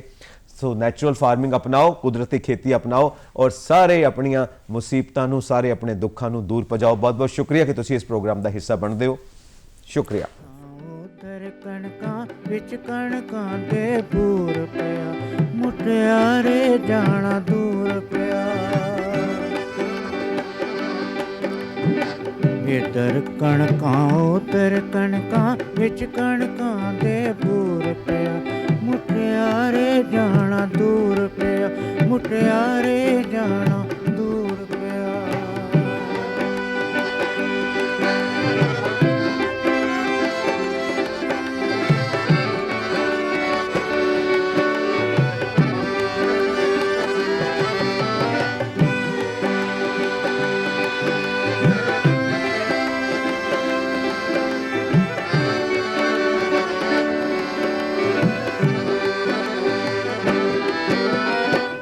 ਭੁੱਲ ਜਾਣੀਆਂ ਨੇ ਖਿੱਦੂ ਦੀਆਂ ਬੱਚੀਆਂ, ਹੁਣ ਭੁੱਲ ਜਾਣੀਆਂ ਨੇ ਖਿੱਦੂ ਦੀਆਂ ਬੱਚੀਆਂ, ਹਨ ਨਾ ਸਹੇਲੀਆਂ ਜੋ ਕਿਤੇ ਵਿੱਚ ਨੱਚੀਆਂ। ਹੁਣ ਭੁੱਲ ਜਾਣੀਆਂ ਨੇ ਖਿੱਦੂ ਦੀਆਂ ਬੱਚੀਆਂ, ਹਨ ਨਾ ਸਹੇਲੀਆਂ ਜੋ ਕਿਤੇ ਵਿੱਚ ਨੱਚੀਆਂ। ਸਹੁਰਿਆਂ ਦੇ ਨਿਤ ਪੱਕਣੇ ਪਰੌਂਠੇ, ਪੇਕਿਆਂ ਦਾ ਠੰਡੜਾ ਤੰਦੂਰ ਪਿਆ, ਮੁਟਿਆਰੇ ਜਾਣਾ ਦੂਰ ਪਿਆ, ਮੁਟਿਆਰੇ ਜਾਣਾ